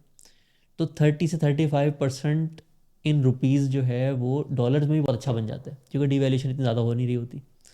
तो मैंने बहुत चीज़ें देखी हैं दुनिया भर में, गोल्ड की भी रैलीज़ देखी हैं, सब कुछ देखी है, लेकिन जब ये 4 चीज़ें पाकिस्तान की ऑन होती हैं ना, वो किसी भी एसेट क्लास को बीट कर देती हैं। अब गोल्ड की भी आप रैलीज़ देखेंगे दुनिया में, 10-10 साल की जो बड़ी रैलीज़ हैं उसमें 10 से 20x होता है वो। लेकिन उसी टाइम में जब स्टॉक मार्केट का बुल मार्केट फ्रेमवर्क ऑन होता है उसके रिटर्न उससे भी ज़्यादा होते हैं। अभी पिछले 2 सालों में गोल्ड ने बहुत रैली किया, दुनिया भर में सेंट्रल बैंक्स बाई कर रहे हैं, अनसर्टेनिटी भी दुनिया में शायद आज पीक पे है, लेकिन आप देखें 2000 से वो 4000 पे गया। उसी टाइम में इंडेक्स जो है वो 50,000 से 3 टाइम्स हो गया। तो जब पाकिस्तान का बुल मार्केट फ्रेमवर्क ऑन होता है ना, तो कोई और एसेट क्लास उसके करीब नहीं आती। आप डाइवर्सिफिकेशन करने के लिए कर सकते हैं, आप ये कर सकते हैं कि हाँ मैं 100 रुपये में से 50 से ज़्यादा नहीं लाऊंगा स्टॉक मार्केट में, मतलब रिस्की हो जाएगा, कुछ भी हो सकता है। लेकिन उसके अलावा जो है आपको फिर दूसरी जितनी भी एसेट क्लास होंगी वो थोड़ी सी इन्फीरियर होंगी, वो आप डाइवर्सिफिकेशन करके अपने आप को सेव कर रहे हैं। तो जो पाकिस्तान में जो लोग रहते हैं और जो ओवरसीज़ पाकिस्तानीज़ भी हैं, ये अगर पाकिस्तान का बुल मार्केट फ्रेमवर्क समझ लेंगे, इस पर ना हमने हमारे इन्वेस्टिंग मास्टर क्लास का ये लेक्चर होता था 1 घंटे का, पूरा एक्सप्लेन करने के लिए कि बुल मार्केट फ्रेमवर्क है क्या। लेकिन हमने उसको भी पब्लिक किया, देखा ये अगर किसी ने सिर्फ 2-3 घंटे लगा के समझना है ना, क्योंकि कंपनीज़ को पढ़ना, अच्छी कंपनीज़ पिक करना, वो एक टाइम कंज्यूमिंग काम होता है। लेकिन एटलीस्ट बुल मार्केट फ्रेमवर्क पढ़ के लोग ये नहीं करेंगे कि वो बहुत हाई प्राइस पे ख़रीद लिया और फिर बेच दिया। तो ये वीडियोस भी आप ज़रूर देखिएगा, इसमें ये सारी चीज़ें और डिटेल में एक्सप्लेन हुई हैं। जब ये बुल मार्केट फ्रेमवर्क ऑन होता है तो ये पाकिस्तान की स्टॉक एक्सचेंज जो है ना, ये बेस्ट एसेट क्लास होती है, और इसी वजह से पिछले 2 सालों से वो दुनिया भर में भी टॉप रैंकिंग मिल रही है हर 6 महीने में इसको। That's great. ये जो बुल मार्केट फ्रेमवर्क है, इस ये जो अभी चल रहा है स्टॉक का बुल रन, इसमें हम कहाँ पे खड़े हुए हैं इसमें? So are we in the like the second third year? अभी 7-8 साल आपने कहा टोटल होता है। अब इसमें आप ये देख सकते हैं कि इसका कोई वो नहीं होता, मतलब डेटा आपको बता रहा है कि इतने सालों तक चलता है, तो इसमें कोई ऐसा फेज़ नहीं होता कि जो है 50% रैली हो गई है। लेकिन आपने ये देखना होता है ये जो 4 चीज़ें ना, इनकी डायरेक्शन ठीक है, डायरेक्शन ही इंपॉर्टेंट होती है। तो इंटरेस्ट रेट की डायरेक्शन भी ठीक है, सही है, उसके साथ साथ करंट अकाउंट डेफिसिट भी बड़ा मैनेजेबल है। बल्कि मैं कहूँगा इस दफ़ा अगर कोई एक चीज़ में थोड़ा सा चेंज आया है ना, वो ये है कि जो लोग डिसीजन मेकर्स हैं वो इस चीज़ को बहुत इंपॉर्टेंस दे रहे हैं कि इस दफ़ा जो है ना इंपोर्ट्स नहीं बढ़नी चाहिए। पिछली दफ़ा ऐसा नहीं होता था, पिछली दफ़ा इंपोर्ट्स को इनकरेज किया जाता था, ग्रोथ को इनकरेज किया जाता था। बट शायद ये इस दफ़ा सबको समझ आ गया कि पाकिस्तान में जब तक एक्सपोर्ट्स इंक्रीज़ नहीं होंगी, रेमिटेंसेज इंक्रीज़ नहीं होंगी, हमने इंपोर्ट्स को जो है कंट्रोल करके रखना है। तो इस पॉइंट से करंट अकाउंट डेफिसिट से जो 2021 के बाद जो बुल मार्केट चल रही थी वो जल्दी ख़त्म हो गई इंपोर्ट्स की वजह से, वो इस बार मुझे लगने के चांसेस बहुत ज़्यादा कम लगते हैं। आप सेंट्रल बैंक गवर्नर की बातें सुन लें, आप फाइनेंस मिनिस्टर की बातें सुन लें, तो इस दफ़ा जो है प्रेशर कम है डिसीजन मेकर्स की तरफ से कि आप जो है ग्रोथ की तरफ जल्दी जाएं। ये जो बुल मार्केट फ्रेमवर्क अगर अभी ऑन भी है, और आपने कहा कि कुछ चीज़ें ऐसी हैं जो इसके अंदर फैक्टर्ड इन है, राइट, और पाकिस्तान का बड़ा पॉजिटिव सीन बन रहा है इस वक्त, लेकिन जो पॉलिटिकल इंडिकेटर्स हैं या सिनेरियो है, प्लस उसके साथ साथ जो ट्रंप उधर से कभी टैरिफ बढ़ा देते हैं, कभी वो धमकी दे देते हैं, ये जो बैरूनी दुनिया के असरात मुरतब होते हैं, ये भी आपने फैक्टर इन किए हुए हैं अपने फ्रेमवर्क में? अभी जो दुनिया में जैसे ये टैरिफ्स की चीज़ें चल रही हैं, टैरिफ से अल्टीमेटली होता है कि दुनिया की ग्रोथ कम हो जाती है। सही है, दुनिया की ग्रोथ कम होती है तो 3-4 इंपॉर्टेंट कमोडिटीज़ जो होती हैं, जो चीज़ें बनाने में इस्तेमाल होती हैं, ऑयल, गैस, स्टील और आप कह सकते हैं कोल, मतलब दुनिया में ये 4 वर्क हॉर्सेस बोलते हैं इनको, कि जो भी चीज़ प्रोडक्शन होगी ना उसमें ये कहीं ना कहीं जाके इस्तेमाल होते हैं। ये सारे सस्ते हो जाते हैं थोड़े से, क्योंकि डिमांड कम हो जाती है ग्लोबली। तो ये टैरिफ वॉर तो पाकिस्तान के लिए एक तरह से पॉजिटिव है। एक्सपोर्ट्स आपकी इतनी ज़्यादा हैं नहीं, और इससे आपका इंपोर्ट बिल जो है काफ़ी ज़्यादा कम हो जाता है। ऑयल भी जिस तरीके से नीचे आया हुआ है काफ़ी पिछले 6 महीने, और थोड़ा सा ऐसा लगता भी है कि इस यूएस प्रेसिडेंट सोचते हैं कि ऑयल को सस्ता होना चाहिए। वो मिडल ईस्ट से भी बात करते हैं इसके बारे में, वो इसके बारे में फिर रशिया से भी बात करते हैं कि आप जो है अपना कोई भी तरीका निकाल के पीस डील करें और ऑयल जो है दुनिया में सस्ता होना चाहिए। तो उस पॉइंट ऑफ व्यू से पाकिस्तान का ये बड़ा रिस्क होता है। करंट अकाउंट डेफिसिट को अगर आप एक कमोडिटी पे लिंक करना हो तो वो ऑयल प्राइसेस ही हैं, क्योंकि आपका ऑलमोस्ट 30-40% इम्पोर्ट बिल जो है वो ऑयल प्लस एलएनजी ही है। अगर वो महंगी हो जाती है, क्वांटिटी पे इतना अफेक्ट नहीं आता, लेकिन इम्पोर्ट बिल डॉलर्स में बढ़ जाता है, तो वो भी आपको जो हेल्प कर रहा है। और ये इसी तरह की हेल्प्स होती हैं कि जिससे इंटरेस्ट रेट आहिस्ता आहिस्ता नीचे आते हैं। सो अगर हम देखें कि हम पूरे साइकिल में कहाँ खड़े हैं, तो मैं कहूँगा समवेयर इन द मिडल, कि आपने जो है 10x से 12x आप हर दफ़ा करते हैं। अगर पूरी चीज़ें ओवर 7 to 8 ईयर्स चलती रहें, तो अभी आपने तकरीबन जो है 4x कर लिया। सो वैल्यूएशन पॉइंट ऑफ व्यू से हम एवरेज पे आ गए हैं पी रेशोज़ पे। अब कंपनीज़ ने प्रॉफिट्स भी ग्रो किए हैं, अब जैसे जैसे साल गुजरते जाएंगे वो भी अपने प्रॉफिट्स ग्रो करेंगे। तो अभी यहाँ से मोस्ट प्रॉब्ली हर साल वही जो एवरेज है 30 से 35%, जब तक ये बुल मार्केट फ्रेमवर्क ऑन होता है आप एक्सपेक्ट कर सकते हैं। अब ये बताना मुश्किल होता है कि ये 3 साल और चलेगा, 2 साल और चलेगा, 4 साल और चलेगा। ग्लोबली अगर कोई 2 चैलेंजेस अगले मीडियम टर्म में नज़र आ रहे हैं, एक ऑयल प्राइस हो सकती है, आज तो नहीं लग रहा लेकिन चीज़ें कभी कभी चेंज हो जाती हैं। ऑयल प्राइस जो है उसके अंदर बड़ी पावर होती है पाकिस्तान के बुल मार्केट फ्रेमवर्क को ख़राब करने की। और उसके बाद फिर एक तो ट्रंप की वॉलेटिलिटी हो सकती है, बट चलें अगर उसको फैक्टर आउट कर भी दें तो 2028 में फिर से इलेक्शन होना है, उसमें भी अब ऑलमोस्ट 3 साल रह गए हैं। तो एक चेंज इन ग्लोबल लीडर्स, फिर नई पॉलिसीज़ आती हैं, उससे भी अफेक्ट आ सकता है।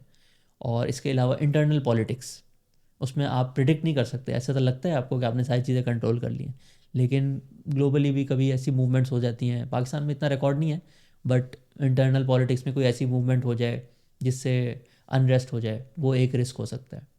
इसके अलावा मेरे हिसाब से इस बार जिस तरह, क्योंकि मैं खुद लोगों से भी बात करता हूँ ना, इस बार थोड़ा सा डिफरेंस है। एटलीस्ट आज जो इम्पोर्टेंस इकॉनमी को दी गई थी फ्रॉम 2015 से लेके 2022, वो इतनी ज़्यादा नहीं होती थी। इस दफ़ा वाकई लोगों को समझ आया कि शायद इतना बुरा वो दौर देखा था 22 और 23 का, तो इस दफ़ा सबको समझ आ गया कि अगर हमने ग्लोबली भी कुछ करना है, इन्वेस्टर्स को लेके आना है, तो हमें अपनी इकॉनमी जो है वो सही तरीके से चलानी होगी। हवा का रुख बदल रहा है। हवा का रुख बदल रहा है, और मिनरल्स पे जो है फोकस, बाकी सारी चीज़ों पे तो MOUs ही साइन होते हैं, लेकिन मिनरल्स पे जो है काफ़ी ज़्यादा डेवलपमेंट्स हुई हैं। लोकल ग्रुप्स भी इंटरेस्टेड हैं, इंटरनेशनल इन्वेस्टर्स भी कर रहे हैं, रेकोडिक पे भी काम जो है वो चल रहा है। तो यहाँ से अगर आपको, अब जैसे रेकोडिक में बताते हैं तकरीबन एक साल की $3 बिलियन 4 बिलियन की एक्सपोर्ट्स होंगी। अगर आप एक दो और माइंस भी डेवलप कर लेते हैं, 2030 तक ही कर लेते हैं, तो आपके पास अगर $5-6 बिलियन की भी एक्सपोर्ट्स हों, तो उससे आपके करंट अकाउंट डेफिसिट में बहुत हेल्प मिल जाती है। यही तो आपका एवरेज करंट अकाउंट डेफिसिट है पिछले 20-25 सालों का, $5 to $6 बिलियन।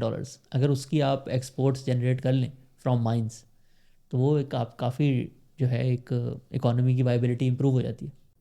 अच्छा, एक बात आप बड़ी अपनी वीडियोस में करते हैं, थोड़ा सा माजी का आप व्यू लेते हैं। आप कहते हैं जी माड़ी लिया होता आपने 25 साल पहले या 20 साल पहले लाख का, अभी 2.5 करोड़ हो जाता है, या 2, I don't know exact number.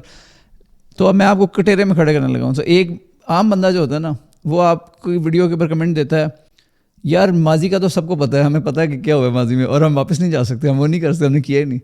आज मैं करूँ तो मेरा कितना बनेगा, कंसिडरिंग योर फ्रेमवर्क।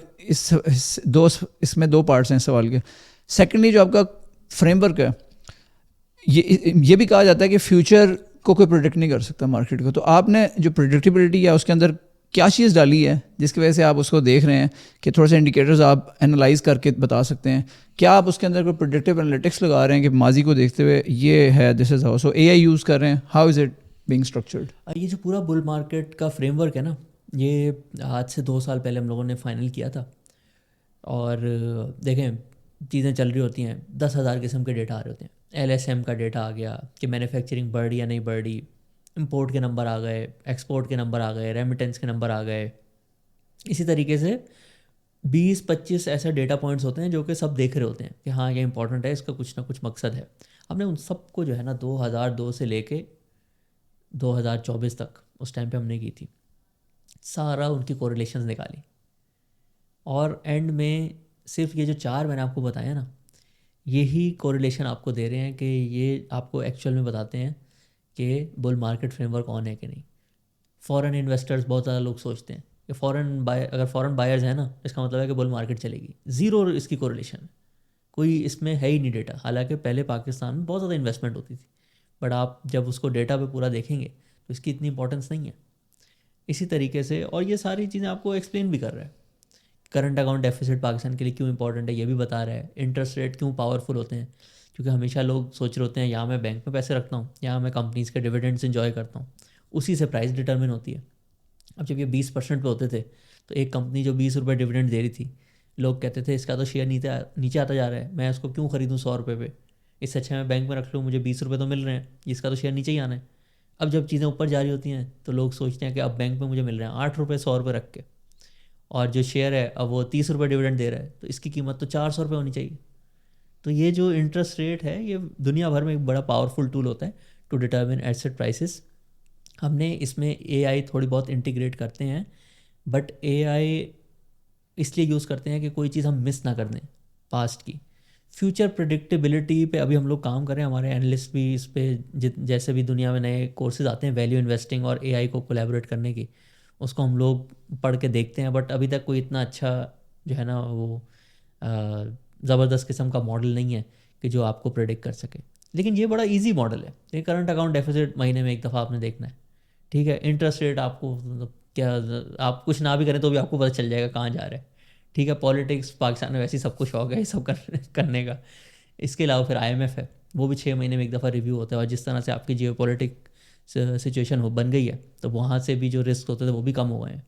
तो बड़ा सिंपल, और मैं तो बल्कि सबको कहता हूँ कि अगर आपने फर्स्ट वैल्यू एडिशन करनी है अपनी इन्वेस्टिंग में पाकिस्तान से रिलेटेड, तो वो है बूम बस साइकिल समझ लें।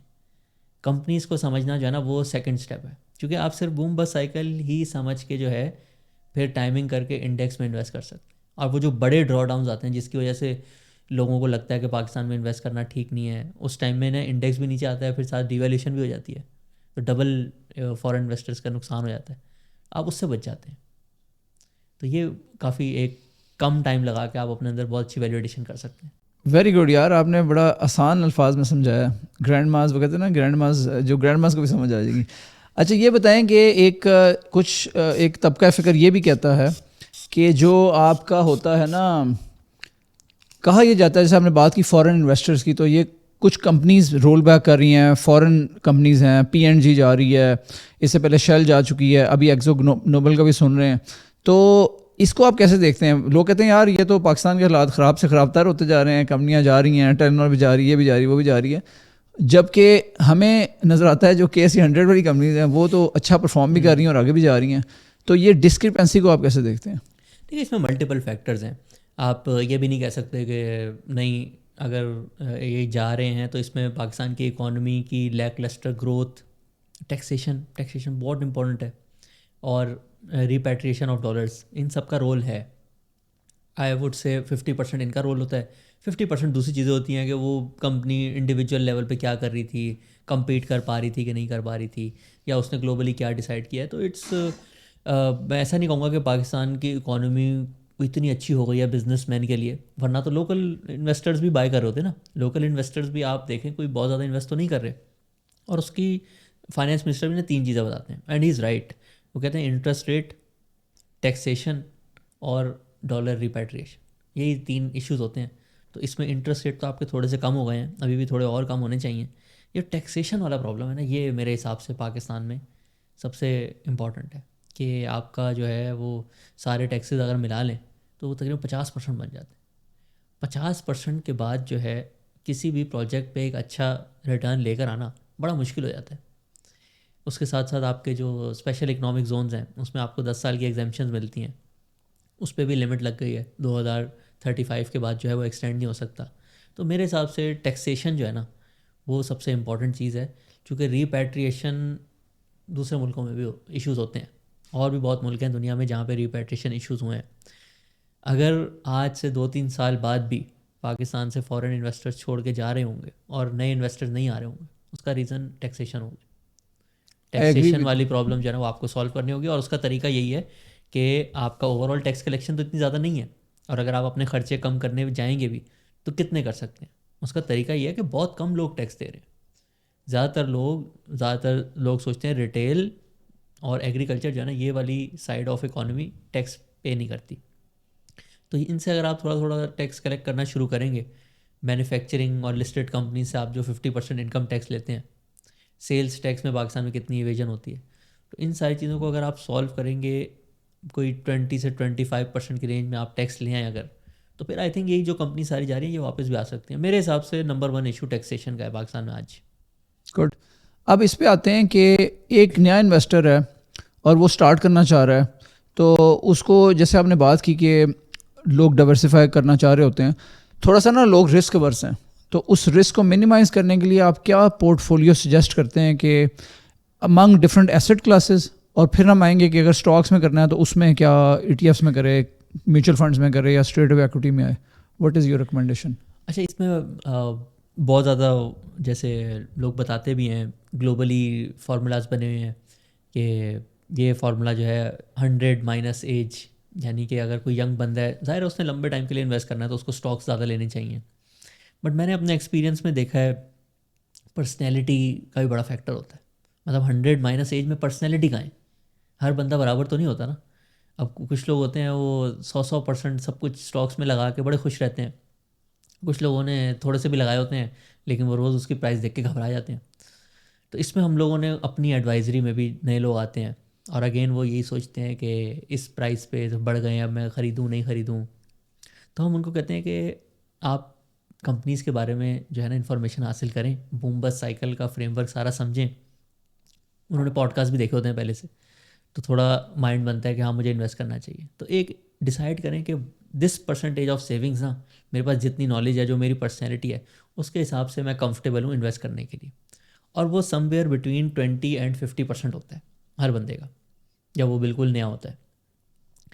तो इसमें आप अपने कंफर्ट लेवल के हिसाब से, आपकी नॉलेज कितनी है, आपकी अगर लेट से आपने फाइनेंशियल फ्रीडम अचीव किया हुआ है तो ये परसेंटेज ज़्यादा भी हो सकती है क्योंकि आपके पास वो सेफ्टी नेट है। तो इसमें आपने डिसाइड करना है, फिर आप फॉलो करें, फिर आप उसको एक्सपीरियंस करें 6 महीने 1 साल, और ज़्यादा कंपनीज़ के बारे में पढ़ें, वीडियोस देखें, थोड़ा सा प्रैक्टिकल साइड, जैसे मैंने भी इतना सारा पढ़ के स्टार्ट किया, लेकिन वो जो वेट करना होता है मार्केट में, जो टाइम का जो डिसिप्लिन होता है, उसको भी एक्सपीरियंस करें। फिर 2-3 साल जब आप गुजार लेंगे, एक बेयर मार्केट भी देख लेंगे, अभी तो नहीं लग रहा वैसे 2-3 सालों में, लेकिन जब भी वो भी एक्सपीरियंस कर लेंगे, फिर आपकी ना पर्सनैलिटी के हिसाब से आपको खुद आंसर मिलेगा कि मेरे हिसाब से ना 50% ऑफ सेविंग्स स्टॉक मार्केट में मुझे ठीक लगती हैं। जब बहुत अच्छी अपॉर्चुनिटीज़ आएंगी, लेट से बुल मार्केट शुरू हो रही है, मैं इसको 70 पे ले जाऊंगा। फिर जब मुझे लगेगा कि थोड़ी अब वैल्यूएशंस बहुत ज़्यादा हो गई हैं और जो 4 इंडिकेटर्स हैं वो नेगेटिव डायरेक्शन में जा रहे हैं, तो मैं इसको 20% पे ले आऊँगा। कुछ कंपनीज मुझे अच्छी लग रही होंगी, वो मैं स्टिल होल्ड कर लूँगा, वो कंपाउंड होती जाएंगी। तो I think it's a very personal thing, आप इसको जनरलाइज नहीं कर सकते। अभी आपने मेंशन किया एडवाइजरी, सो एडवाइजरी में क्या शामिल है? क्योंकि एक बंदा नया है, वो अगर बिल्कुल नया है, उसके लिए क्या should he start with listening to your podcast, और वो एडवाइजरी कोई additional service on top of it, और किस स्टेज पे आई शुड डिसाइड कि मुझे अब मैंने काफ़ी पॉडकास्ट पे सुन लिया अब्दुलरहमान को, तो अब मुझे एक्स्ट्रा नॉलेज चाहिए, या वो उसके लिए कोई एक्स्ट्रा पैसे चाहिए होते हैं?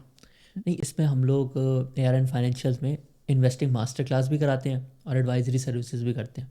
इन्वेस्टिंग मास्टर क्लास है कि आपको पाकिस्तान की इकॉनमी, पाकिस्तान के टॉप जितने भी सेक्टर्स हैं उसमें जितनी भी कंपनीज आती हैं वो आपको A to Z crash course में जल्दी समझ आ जाएंगे।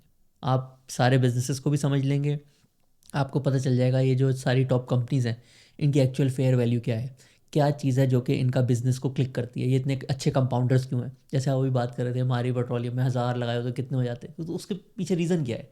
ऐसी तो नहीं ना किसी के पास वही नोट छापने की मशीन तो नहीं है कि वो छापे जा रहे हैं, और वो उसके पीछे कोई बिज़नेस होता है, उसके अंदर इन्वेस्टमेंट करके इतना अच्छा रिटर्न आ रहा होता है कि वो कंपाउंड होता रहता है। तो बहुत ज़्यादा लोगों ने ये जो सारी कंपनीज़ है ना, लेट से मैं 3-4 नाम लेता हूँ जिन्होंने सब बड़े अच्छे रिटर्न दिए हैं पिछले 15-20 सालों में। मारी एनर्जीज़, मिज़ान बैंक, मिल्लत ट्रैक्टर्स, और भी 2-3 नाम इंक्लूड कर सकते हैं हम लोग। इन सब के शेयर सब ने ख़रीदे हैं।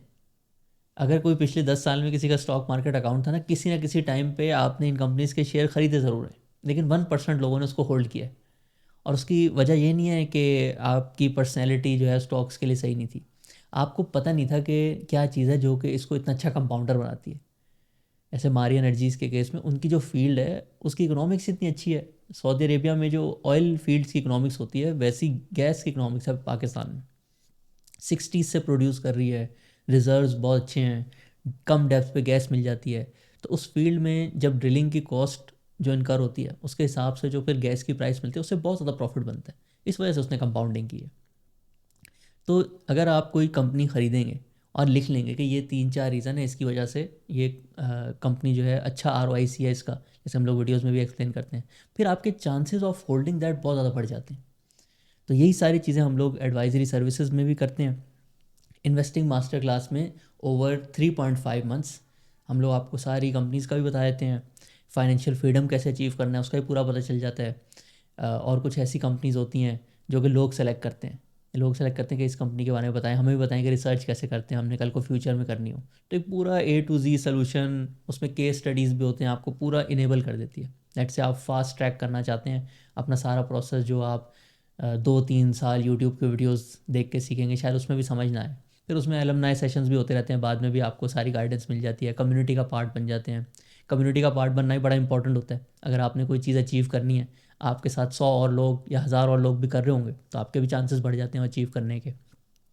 एडवाइजरी सर्विसेज में हमारा मकसद होता है कि हमारी पूरी टीम जो है ना आपको मार्केट से ज़्यादा रिटर्न ला के दे, एंड विद गुड कम्युनिकेशन, ताकि सिर्फ ये ना हो कि ये चीज़ ख़रीदनी है ये चीज़ बेचनी है, आपको उसके पीछे पूरा रैशनल बताया जाए, ताकि उस कंपनी में, जैसे कुछ अनपॉपुलर कंपनीज़ भी हम लोग कभी कभी रेकमेंड करते हैं और लोगों का एक्सपीरियंस होता है कि इसमें तो हमने पहले लॉस किया था, इसकी मैनेजमेंट ठीक नहीं है, लेकिन जब हम उनको सारी चीज़ें डिटेल में उसका बिज़नेस एक्सप्लेन करते हैं तो लोग फिर बाय भी करते हैं।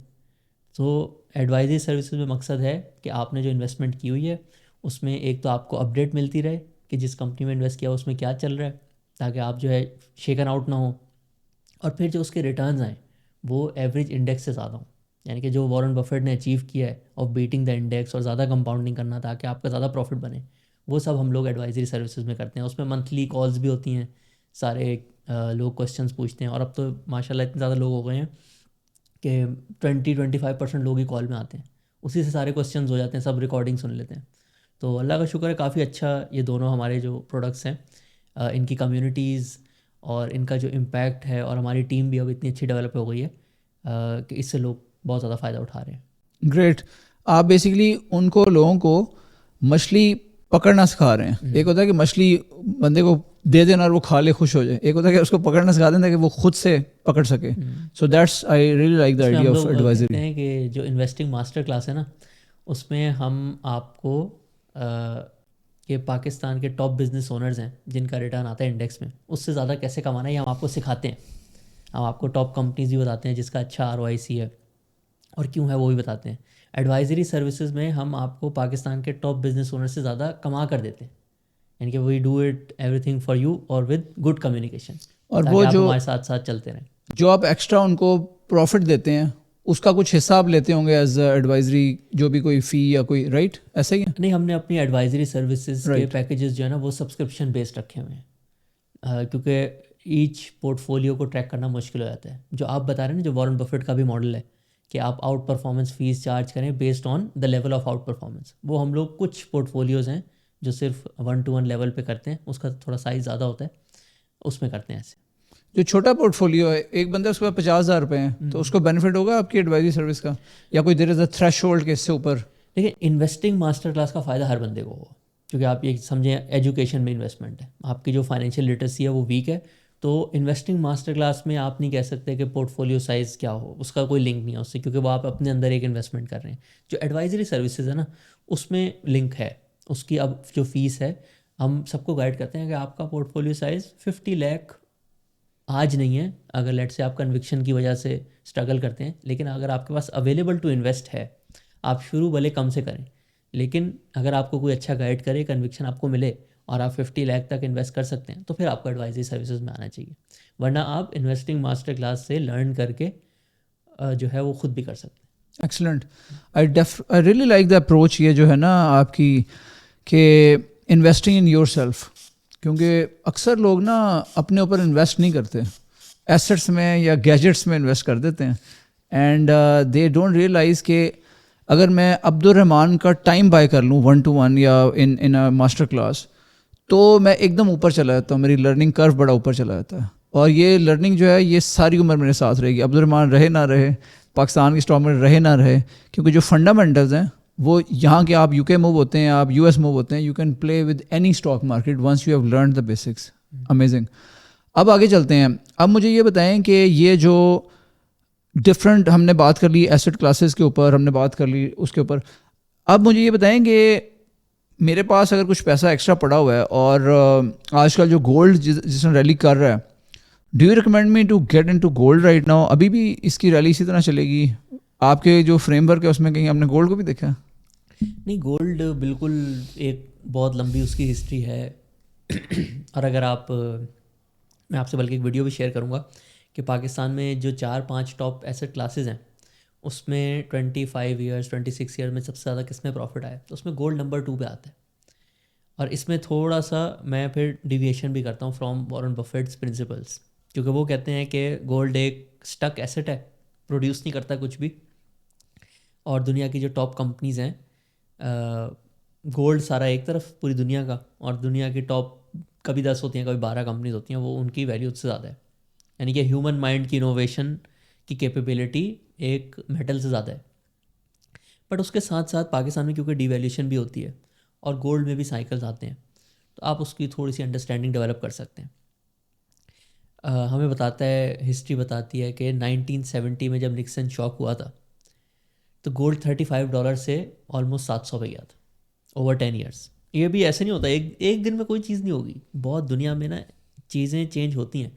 जैसे पाकिस्तान का 2023 में IMF एग्रीमेंट हुआ, उसका इम्पैक्ट जो है ना वो ऐसा था कि स्टॉक मार्केट अगर लोगों को समझ होती है ना तो वो डबल हो जानी चाहिए थी, लेकिन वो एक दिन में सिर्फ 10% बढ़ती है, आहिस्ता आहिस्ता लोगों को समझ आती है।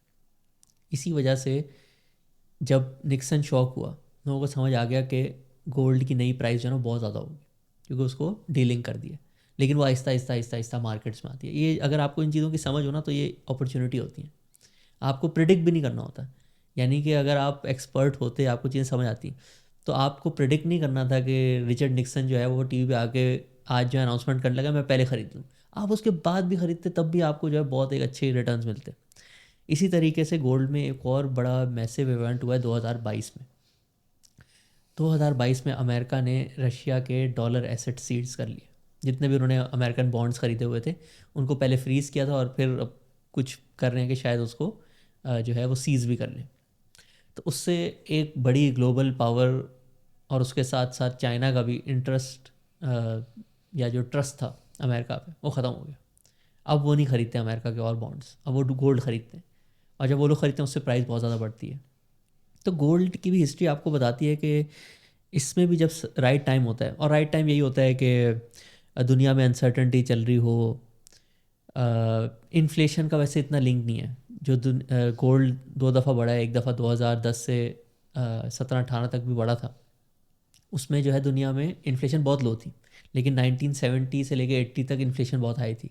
तो इसका कोई ऐसा कोरिलेशन नहीं होता। लेकिन जब भी इसके साइकिल्स आते हैं, ये भी जो है 7-8 साल तक चलते हैं, और इसका मैग्नीट्यूड तकरीबन 10x तक आप एक्सपेक्ट कर सकते हैं।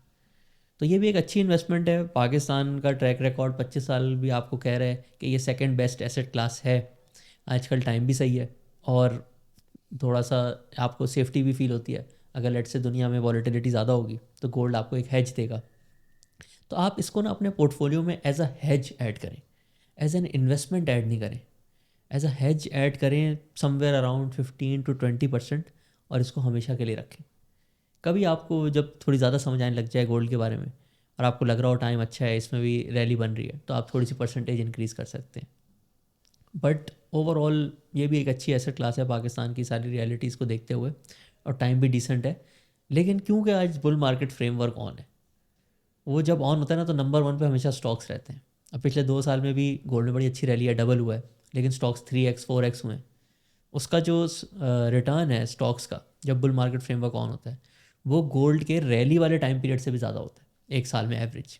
तो आज के हिसाब से आई वुड से ये 2 बेस्ट एसेट क्लासेस हैं, 1 पे स्टॉक्स और 2 पे गोल्ड। तो कुछ परसेंटेज आप इसमें एज अ हेज रख सकते हैं। गुड। और एसेट क्लासेस की अगर हम बात करें तो फिर हम आते हैं रियल एस्टेट की तरफ, क्योंकि मेरा अपना कुछ तजर्बा है उसमें इन्वेस्टमेंट्स का। So I again play my own I play devil's advocate here. तो सबसे पहले हम बात करते हैं कि मैं एक बंदा हूँ, एक आम आदमी हूँ पाकिस्तान का। मैं बिलीव करता हूँ जी कि DHA के प्लॉट जैसी दुनिया में कोई चीज़ नहीं है। प्लॉट है, पोजेशन में है, मुझे पता है यहाँ एग्जिस्ट करता है। How do you change that mindset? क्योंकि अभी तक मर के 4 लाख हैं जो स्टॉक्स के आपके पास हैं अकाउंट्स, वो भी इस बुल रन की वजह से हैं। तो with all your efforts there is a huge potential.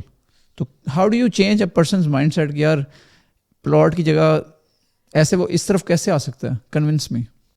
देखिए, इसमें कुछ लोग होते हैं वो लॉन्ग टर्म डेटा से कन्विंस हो जाते हैं। उनको दिखाओ कि 30 साल में, अब 30 साल में देखें, अब डिफरेंट डिफरेंट एसेट क्लासेस में ना 1-1, 2-2 साल की बर्स्ट आती रहती है। कभी प्लॉट्स महंगे हो जाते हैं, कभी स्टॉक्स महंगे हो जाते हैं, कभी कोई वेजिटेबल्स भी कभी कभी महंगी हो जाती हैं। वो कमोडिटी सुपर साइकिल्स चलते रहते हैं।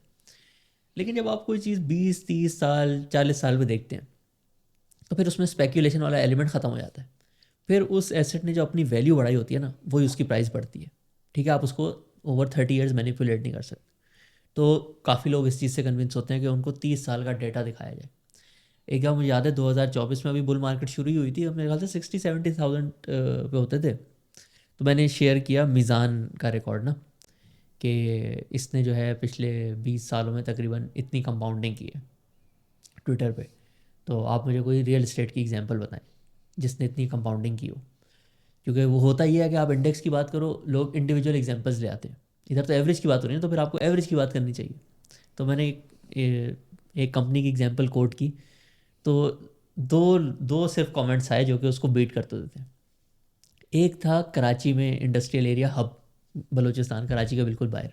पहले वो बलूचिस्तान का पार्ट होता था, बिल्कुल डेड होता था, और फिर जैसे कराची की इंडस्ट्रीज एक्सपैंड हुई तो उसको एज अ कमर्शियल एसेट समझा गया, क्योंकि वो 1-1.5 घंटे में कराची से आप पहुंच जाते हैं। वहाँ पे बहुत ज़्यादा फैक्ट्रीज़ भी लग गई हैं। वहाँ पे बिजली शायद सस्ती होती थी शुरू में। एक वो एग्ज़ाम्पल थी जिसने उसको बीट किया था। और एक और एग्ज़ाम्पल थी, मुल्तान में एयरपोर्ट बनने से पहले एग्रीकल्चर लैंड होती थी, मतलब कि खुला कुछ भी नहीं होता था वहाँ पे, और वो लैंड में फिर उसके करीब एयरपोर्ट बन गया, तो वो एक बड़ी वैल्यूएबल एसेट हो गया। इसके अलावा कोई तीसरी एग्जांपल नहीं थी। कोई DHA की सोसाइटी, कोई बहरिया टाउन की सोसाइटी जो है ना लॉन्ग पीरियड ऑफ टाइम पे इवन इंडेक्स को भी बीट नहीं करती। ख़ुद भी हमने 4-5 एग्जांपल्स, इस्लामाबाद में फैसल टाउन बहुत मशहूर है, उन्होंने भी 15 साल में जो है आपके पैसे ऐसे तकरीबन 5 से 7 गुना कर देते हैं, 5 मरले वाले प्लॉट। तो कुछ लोग रिकॉर्ड पे कन्विंस होते हैं कि रिकॉर्ड आपको बता रहा है 30 साल में। अच्छा, इस पे क्रेडिट स्विस ने 100 साल की भी रिसर्च की हुई है ग्लोबली। आपको अगर लगता है ना कि पाकिस्तान के अलावा दुनिया भर में भी, क्योंकि अब कुछ रियल इस्टेट वाले टाइकून्स भी हैं दुनिया भर में, जो मॉर्गेज और सबको यूज़ करके उन्होंने वेल्थ बनाई है। लेकिन आप देखें जो दुनिया के टॉप 10 लोग हैं, उसमें से एक भी ऐसा नहीं है जिसका रियल इस्टेट का एम्पायर हो। सब बिजनेस ओनर्स हैं। तो जो क्रेडिट स्विस ने भी रिसर्च किया 100 ईयर्स की, उसमें भी जो रियल रिटर्न्स है उसमें स्टॉक्स नंबर 1 है। तकरीबन मेरे ख्याल से 5% रियल रिटर्न्स हैं उसके। रियल इस्टेट के ज़ीरो के आसपास है।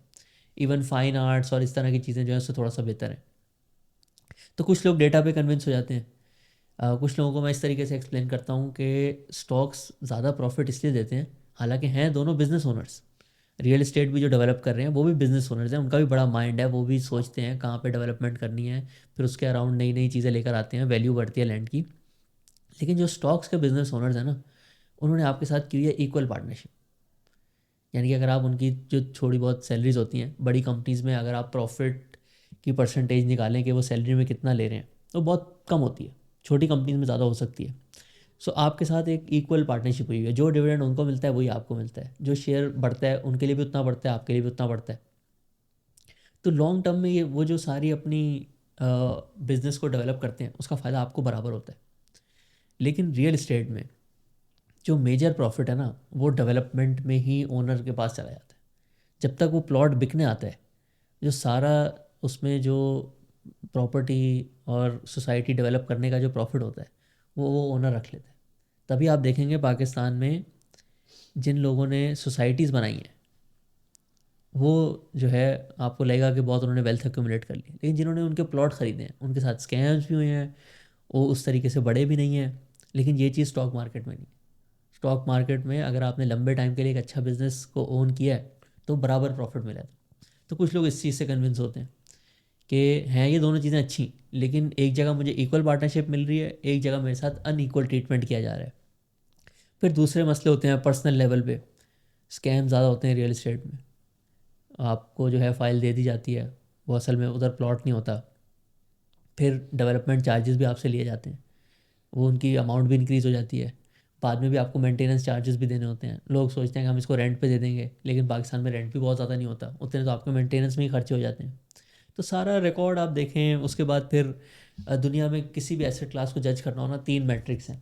एक है रिटर्न्स, एक है लिक्विडिटी, और एक होता है डिविजिबिलिटी।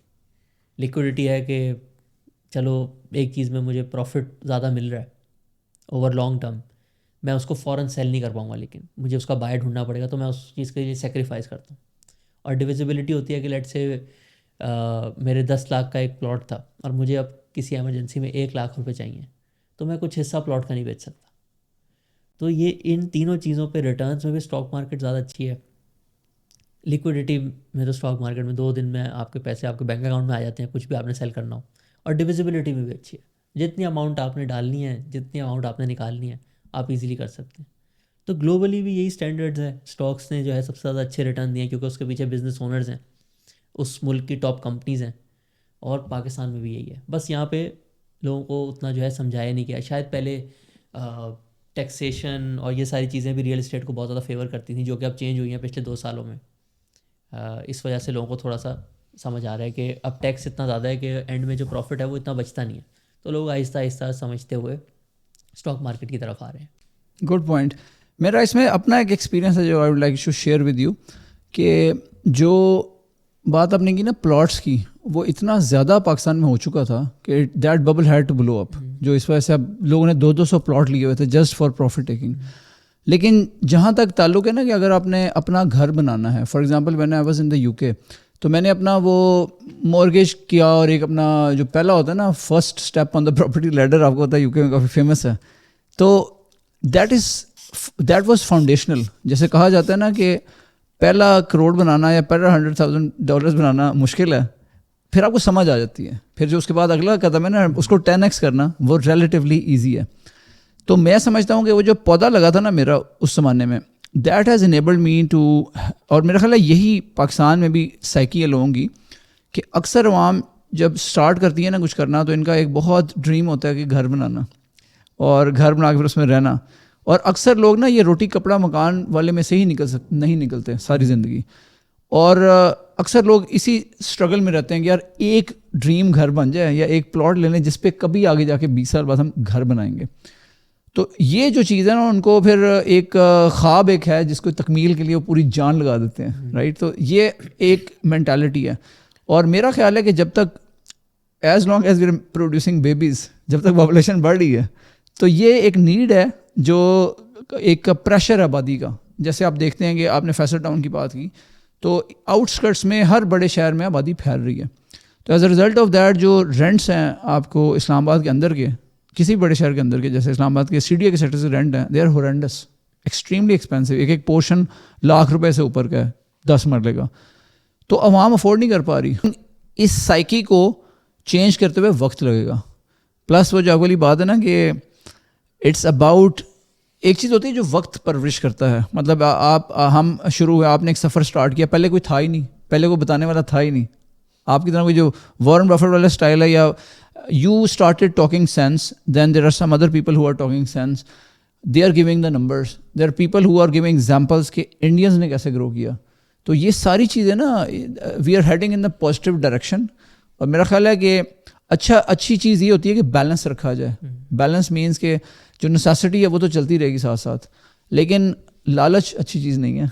आपके बेतहाशा प्लॉट बनाना, वो चीज़ पाकिस्तान में अब ऑब्सोलेट होती जा रही है। जो वैल्यू क्रिएशन है, वैल्यू क्रिएशन क्या होती है कि न्यूयॉर्क में भी आज भी लोग ऐसे हैं जो एयरबीएनबी का बिजनेस चला रहे हैं। एक एयरबीएनबी की अपनी कंपनी है $1 बिलियन की, लेकिन उसके ऊपर बिल्ड करते हैं बिजनेस, 10 अपार्टमेंट रेंट आउट करते हैं और वो उसको मेंटेन करके उसमें से चला रहे हैं। So it's all part of the economy.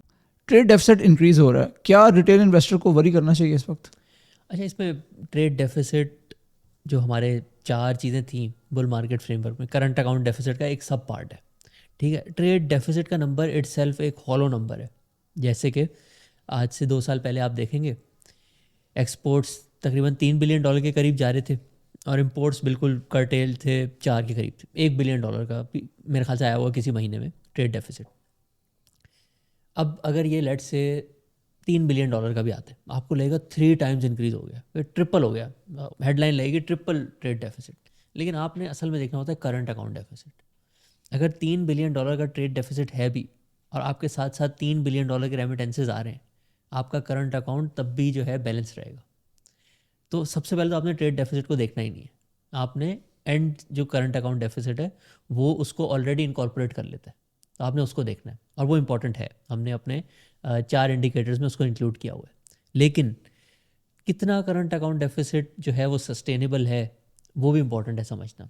इस साल स्टेट बैंक ने भी अपना टारगेट रखा हुआ है कि इस साल हमने 0 से 1% ऑफ जीडीपी, यानी कि $4 बिलियन तक भी अगर करंट अकाउंट डेफिसिट होगा एक साल में तो वो सस्टेनेबल है, 1% ऑफ जीडीपी।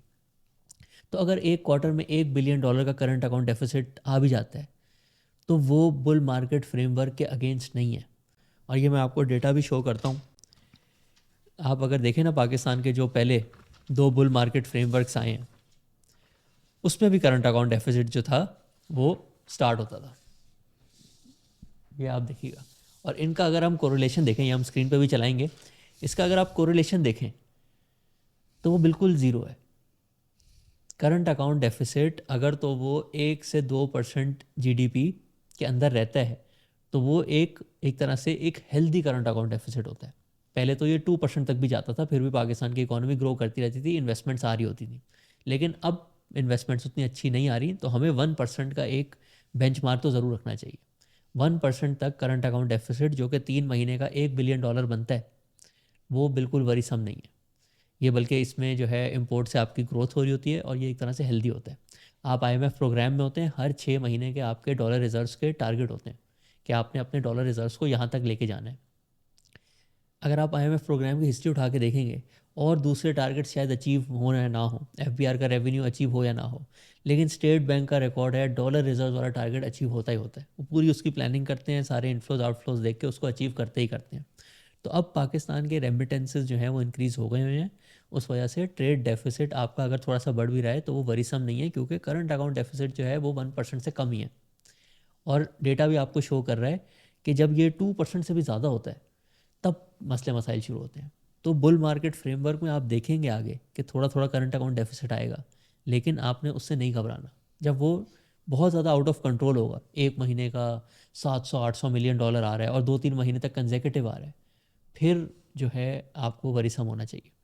क्योंकि ये अगर थोड़ा सा आउट ऑफ कंट्रोल जाता भी है, अगर बाकी सारी चीज़ें ठीक हों, आपकी पॉलिटिक्स ठीक है, आपकी जियो पॉलिटिक्स ठीक है, तो डिसीजन मेकर इसको कंट्रोल कर लेते हैं। कुछ लोग सोचते हैं कि पाकिस्तान के जो बूम बस्ट साइकिल्स हैं उसमें सिर्फ इकोनॉमिक इंडिकेटर्स हैं, ऐसा नहीं है। पाकिस्तान में जो पॉलिटिक्स है वो उसका पार्ट है। तो जब अगेन वही बात आप देखते हैं कि करंट अकाउंट डेफिसिट बढ़ रहा है और कंसेंसस ये होता है कि जो पॉलिटिकल गवर्नमेंट उस वक्त चल रही हो कहती है अगली दफ़ा मेरी बारी नहीं आनी, तो फिर वो उसको जो है केटर नहीं करते, उसको जो है कंट्रोल करने की कोशिश नहीं करते, वो कहते कुछ नहीं होता, इंपोर्ट्स बढ़ने दो। और फिर ये पूरा जो है ना बुल मार्केट फ्रेमवर्क ऑफ होता है। तो अभी नंबर्स जो हैं बिल्कुल रीजनेबल हैं, ये पार्ट है इसमें। अब जैसे जो बुल मार्केट फ्रेमवर्क में जो करेक्शंस आती है ना, उस वक्त इस तरह की कोई न्यूज़ आ जाती है कि इंपोर्ट्स थोड़े से बढ़ गए हैं, इस वजह से लोग जो है घबरा रहे हैं। हालांकि ये सब करेक्शंस पार्ट होती हैं। आपका इंडेक्स जब बहुत ज़्यादा बढ़ता है, थोड़ा सा उसने करेक्ट होना होता है, थोड़ा सा कूल डाउन होना होता है, फिर नेक्स्ट रैली बनती है। तो अभी के लेवल पे ट्रेड डेफिसिट का नंबर और करंट अकाउंट डेफिसिट का जो नंबर है वो बिल्कुल प्रॉब्लमेटिक नहीं है। गुड। अच्छा, ये जो अभी आपने बताया है बुलवर्क फ्रेमवर्क ऑन है, अब अगर आप अगले 3-4 साल का सिनेरियो देखते हैं, क्या ऐसी चीज़ हो which will be like, which is your, what is your worst fear, that what can happen, जो ये सारी चीज़ें it all goes out of the window, और एक हमें कॉशियस की होने की ज़रूरत है। आपको क्या चीज़ परेशान करती है? इसमें हमने जैसे पहले भी बात की कि अगर हम थोड़े ज़्यादा लंबे अरसे के लिए देखें, 3 रीजंस हैं जिस पे थोड़ा सा बुल मार्केट फ्रेमवर्क जो है ना ख़राब हो सकता है। एक तो ऑयल प्राइसेस, आज नहीं लग रहा किसी को भी, हो सकता है अगले 2-3 साल तक नीचे ही रहें, लेकिन जब ये इंक्रीज़ होती हैं और इसमें कभी मिडिल ईस्ट की कॉन्फ्लिक्ट भी आ जाती है, उसकी वजह से इंक्रीज़ हो जाता है, इसके अंदर पावर है कि ये पाकिस्तान का बुल मार्केट फ्रेमवर्क ख़राब कर सकती है। दूसरा, इंटरनल पॉलिटिक्स, इंटरनल कोई ऐसी मूवमेंट जिसके चांसेस कम होते हैं बट कभी भी चीज़ें जो है इरप्ट हो जाती हैं, कोई भी ऐसी मूवमेंट जिससे पॉलिटिकल इंस्टेबिलिटी हो जाए और लंबे अरसे के लिए रहे। अभी इधर पाकिस्तान में वैसे तो जैसे इस्लामाबाद की तरफ मार्चेस होते रहते हैं, बट वो गवर्नमेंट कंट्रोल कर लेती है, कोई ऐसी मूवमेंट जो कि आउट ऑफ कंट्रोल हो जाए। और तीसरा, फिर जैसे मैंने बताया, एक तो यूएस प्रेसिडेंट की वॉलेटिलिटी, और अगर वो पाकिस्तान के फेवर में रहती है तो फिर 2028 में इलेक्शन होना है, और ये प्रेसिडेंट जो है इनकी थर्ड टर्म नहीं हो सकती, कोई नया प्रेसिडेंट आएगा, उसकी नई पॉलिसीज़ होंगी, तो वो जो है पाकिस्तान को अफेक्ट कर सकता है। इसके अलावा पर्सनल इंटरनली हम लोग जो सोचते हैं वो ये सोचते हैं कि हम लोगों ने जो अपने पूरे वैल्यू रियलाइजेशन के रूल्स बनाए हुए हैं कि एक कंपनी अगर लेट से उसकी अर्निंग्स बढ़ रही हैं तो उसकी क्या टारगेट प्राइस होनी चाहिए, उसके जिस तरह ये बुल मार्केट फ्रेमवर्क है उसी तरीके से डिफरेंट कंपनीज़ के वैल्यू रियलाइजेशन मॉडल्स भी हैं कि इस कंपनी में अगर लेट से इतनी अर्निंग है तो इसकी प्राइस कहाँ तक जाएगी, क्योंकि ये भी बड़ा इंपॉर्टेंट होता है। हमने जैसे बात की वेन टू सेल में, कि जल्दी भी आपने सेल नहीं करना होता, हर कंपनी को अच्छी प्राइस मिलती है, तो उसमें कभी कभी मैं सोचता हूँ कि इसको हमें ज़्यादा अप टू डेट रखना चाहिए, डेटा के साथ अपडेटेड रहना चाहिए। और इस पर हम बहुत ज़्यादा एफर्ट भी करते हैं कि जो हमारे मॉडल्स हैं, क्योंकि हम इतने ज़्यादा लोगों को सिखा भी रहे हैं, एक तरह से ये आम हो रहे हैं, तो इनकी जो पावर है वो विद टाइम कम ना हो जाए, तो इस वजह से हम इसके अंदर नए नए एलिमेंट्स, जो न्यू डेटा आ रहा होता है उसको इनकॉर्पोरेट करते रहते हैं। But to summarize, I think oil price, internal politics, कोई ऐसी मूवमेंट, और चेंज इन जियो पॉलिटिक्स जो कि यूजुअली अमेरिका से ही लीड होती है, तो न्यू प्रेसिडेंट या करंट प्रेसिडेंट का सोचने का तरीका बदलना और पाकिस्तान एकदम से आउट ऑफ फेवर हो जाए, वो एक चैलेंज हो सकता है इस बुल मार्केट फ्रेमवर्क के नेक्स्ट 3 to 4 ईयर्स में। अच्छा, ये बताएं कि this is the final question. Anything that you would like to share with our audience? Some tips that you can give based on your journey? Maybe the best top 3 things you have learned from Warren Buffett or any other big author or investment guru. Anything. So the mic is yours. I think इसमें जो अपनी personal journey थी, जो लोग investing को अपना एक profession बनाना चाह रहे हैं, सबसे पहले तो आप अपने माइंड में बिठा लें कि ये इंडस्ट्री बहुत बड़ी है, पाकिस्तान में भी और ग्लोबली भी। तो आप एक बहुत अच्छे एडवाइज़र बन के दूसरों की हेल्प करके जो है ख़ुद भी एक बड़ा अच्छा बिजनेस बना सकते हैं। और दूसरा ना, अपने माइंड में हमेशा ये बात बिठाएं, एक इसको ना बस अपनी आदत बना लें अगले 1 से 2 सालों में, एक गिविंग नेचर होना चाहिए। जिस बंदे का गिविंग नेचर होता है ना, और आप लोगों को फ्री में चीज़ें बताते रहें, उनकी हेल्प करते रहें, तो दुनिया का एक ऐसा निज़ाम है कि वो वापस आके आपको फ़ायदा देगी ही देगी। तो अगर आपने जो है कोई चीज़ अच्छी एग्जीक्यूट करनी है, कोई अच्छा बिजनेस बनाना है, ऑलवेज़ फील कि आपने जो है ना लोगों को वैल्यू देते रहना है, और उससे जो है आपको ख़ुद का भी बाद में बहुत ज़्यादा फ़ायदा होगा। ये चीज़ आई थिंक मेरे अंदर थोड़ी सी नेचुरली थी, बट लुकिंग बैक जो लास्ट 1 to 2 ईयर्स की जर्नी है उसमें मैंने रियलाइज़ किया है कि इसका भी बहुत बड़ा फैक्टर था। आप जब लोगों को फ्री में वैल्यू दे रहे होते हैं तो फिर वो आपकी और वैल्यू एडिड सर्विसेज के लिए आपके पास आते हैं। तो पाकिस्तान में कोई भी अगर जैसे सोचता है, इन्वेस्टिंग का शौक़ है, तो आप बिल्कुल जो है इसको एक बिज़नेस भी बना सकते हैं, लोगों को एडवाइस भी कर सकते हैं। लोग बल्कि बड़े खुश होंगे जब आप उनको अच्छी एडवाइस देंगे, और उनका भी फाइनेंशियल फ्यूचर जो है उससे चेंज होगा, तो वो आपको बहुत अच्छे लफ्ज़ों में याद रखेंगे। और थर्ड चीज़ ना, स्पीड ऑफ एग्जीक्यूशन भी बड़ी इंपॉर्टेंट होती है। आपको तो पहले जब कोई चीज़ स्टार्ट करें उसके लिए वेल प्रिपेयर्ड होना बहुत ज़रूरी होता है। आप अगर लेट्स से इन्वेस्टिंग का अपना कोई बिजनेस स्टार्ट कर रहे हैं तो आपका फ्रेमवर्क, आपकी नॉलेज अप टू डेट होनी चाहिए। आप ये मत सोचिएगा कि मैं ऑन द जॉब भी चीज़ें जो है वो सीख लूँगा। एक वेल प्रिपेयर्ड तरीके से आपको जो है मार्केट में एक तरह से आना होता है और फिर स्पीड के साथ एग्जीक्यूशन करनी होती है। तो ये कुछ मैसेजेस होंगे मेरी तरफ से जो लोग जो है वो टेक अवेज कर सकते हैं। Amazing, thank you very much for your time. तो ये थे जी अब्दुर्रहमान नजम, और इनके साथ हमने सैर हासिल गुफ्तगू की और उम्मीद है आपको पसंद आई होगी। और की मैसेज जो है वो यही है, जो बच्चे अगर आप सुन रहे हो मेरी बात, जो मैंने आपको उस दिन टिप दी थी कि यार पाकिस्तान में क्या रखा है, तो ये जवाब है आपके इस सवाल का कि पाकिस्तान में क्या रखा है। सो क्या है जो पाकिस्तान में नहीं हो सकता? अगर हमारे पास अब्दुर्रहमान नजम जैसे नौजवान मौजूद हैं जिन्होंने राइट टाइम पे राइट स्टेप्स लिए हैं, और उसके बाद ना सिर्फ ये अपना एक बिज़नेस इन्होंने खड़ा किया है, साथ साथ ये दूसरों को भी फ़ायदा पहुंचा रहे हैं। और जो इनकी पर्पस ड्रिवन अप्रोच है, बामकसद अप्रोच है कि शेयरिंग जो है ना वो it comes back to you, ये वो कॉन्सेप्ट्स हैं जो आपको ज़िंदगी में कामयाब बना सकते हैं। तो इनकी सारी जो गाइडेंस है वो ऑनलाइन आप यूट्यूब पे एक्सेस कर सकते हैं। इनका चैनल है अब्दुर्रहमान नजम, उसको ज़रूर सब्सक्राइब करें, आइंदा आने के लिए भी, आने वाले वक्त के लिए भी आपके लिए फ़ायदेमंद होगा। और इसके साथ साथ जो इनके कोर्सेज़ हैं, मास्टर क्लासेस हैं, ये जिस मिशन पे चल पड़े हैं, मेरे ख्याल में आपको उससे ज्वाइन करना बनता है। बिकॉज़ हम सब चाहते हैं कि हम एक अच्छी ज़िंदगी गुजारें और हम फाइनेंशियली फ्री हों, और हम अपने वालिदैन का, जिन्होंने पेट काट के आपकी नौकरियों के लिए, उससे पहले आपको पढ़ाया लिखाया है और उसके बाद नौकरियों तक आपको पहुँचाया है, तो ये सब कुछ आप अचीव कर सकते हैं अगर आप फाइनेंशियली फ्रीडम अचीव कर लें। So that is the message from this podcast. उम्मीद है आपको अच्छी लगी होगी। अगर अच्छी लगी है तो इसको सब्सक्राइब कर लें चैनल को भी, और इसको ज़रूर लाइक कर दें, और कमेंट्स में ज़रूर बताएं कि आपको सबसे अच्छी बात इसमें क्या लगी है। और अब्दुर्रहमान के लिए कोई क्वेश्चंस हैं तो वो भी हमसे ज़रूर शेयर करें कमेंट्स में। और इसके साथ साथ जो इन्होंने बात की है, I would love to sign up, जो इनके प्रोग्राम्स हैं इंशाल्लाह, इसके साथ साथ इनसे गपशप लग रही है, कोलैबोरेशन भी करेंगे इनके साथ।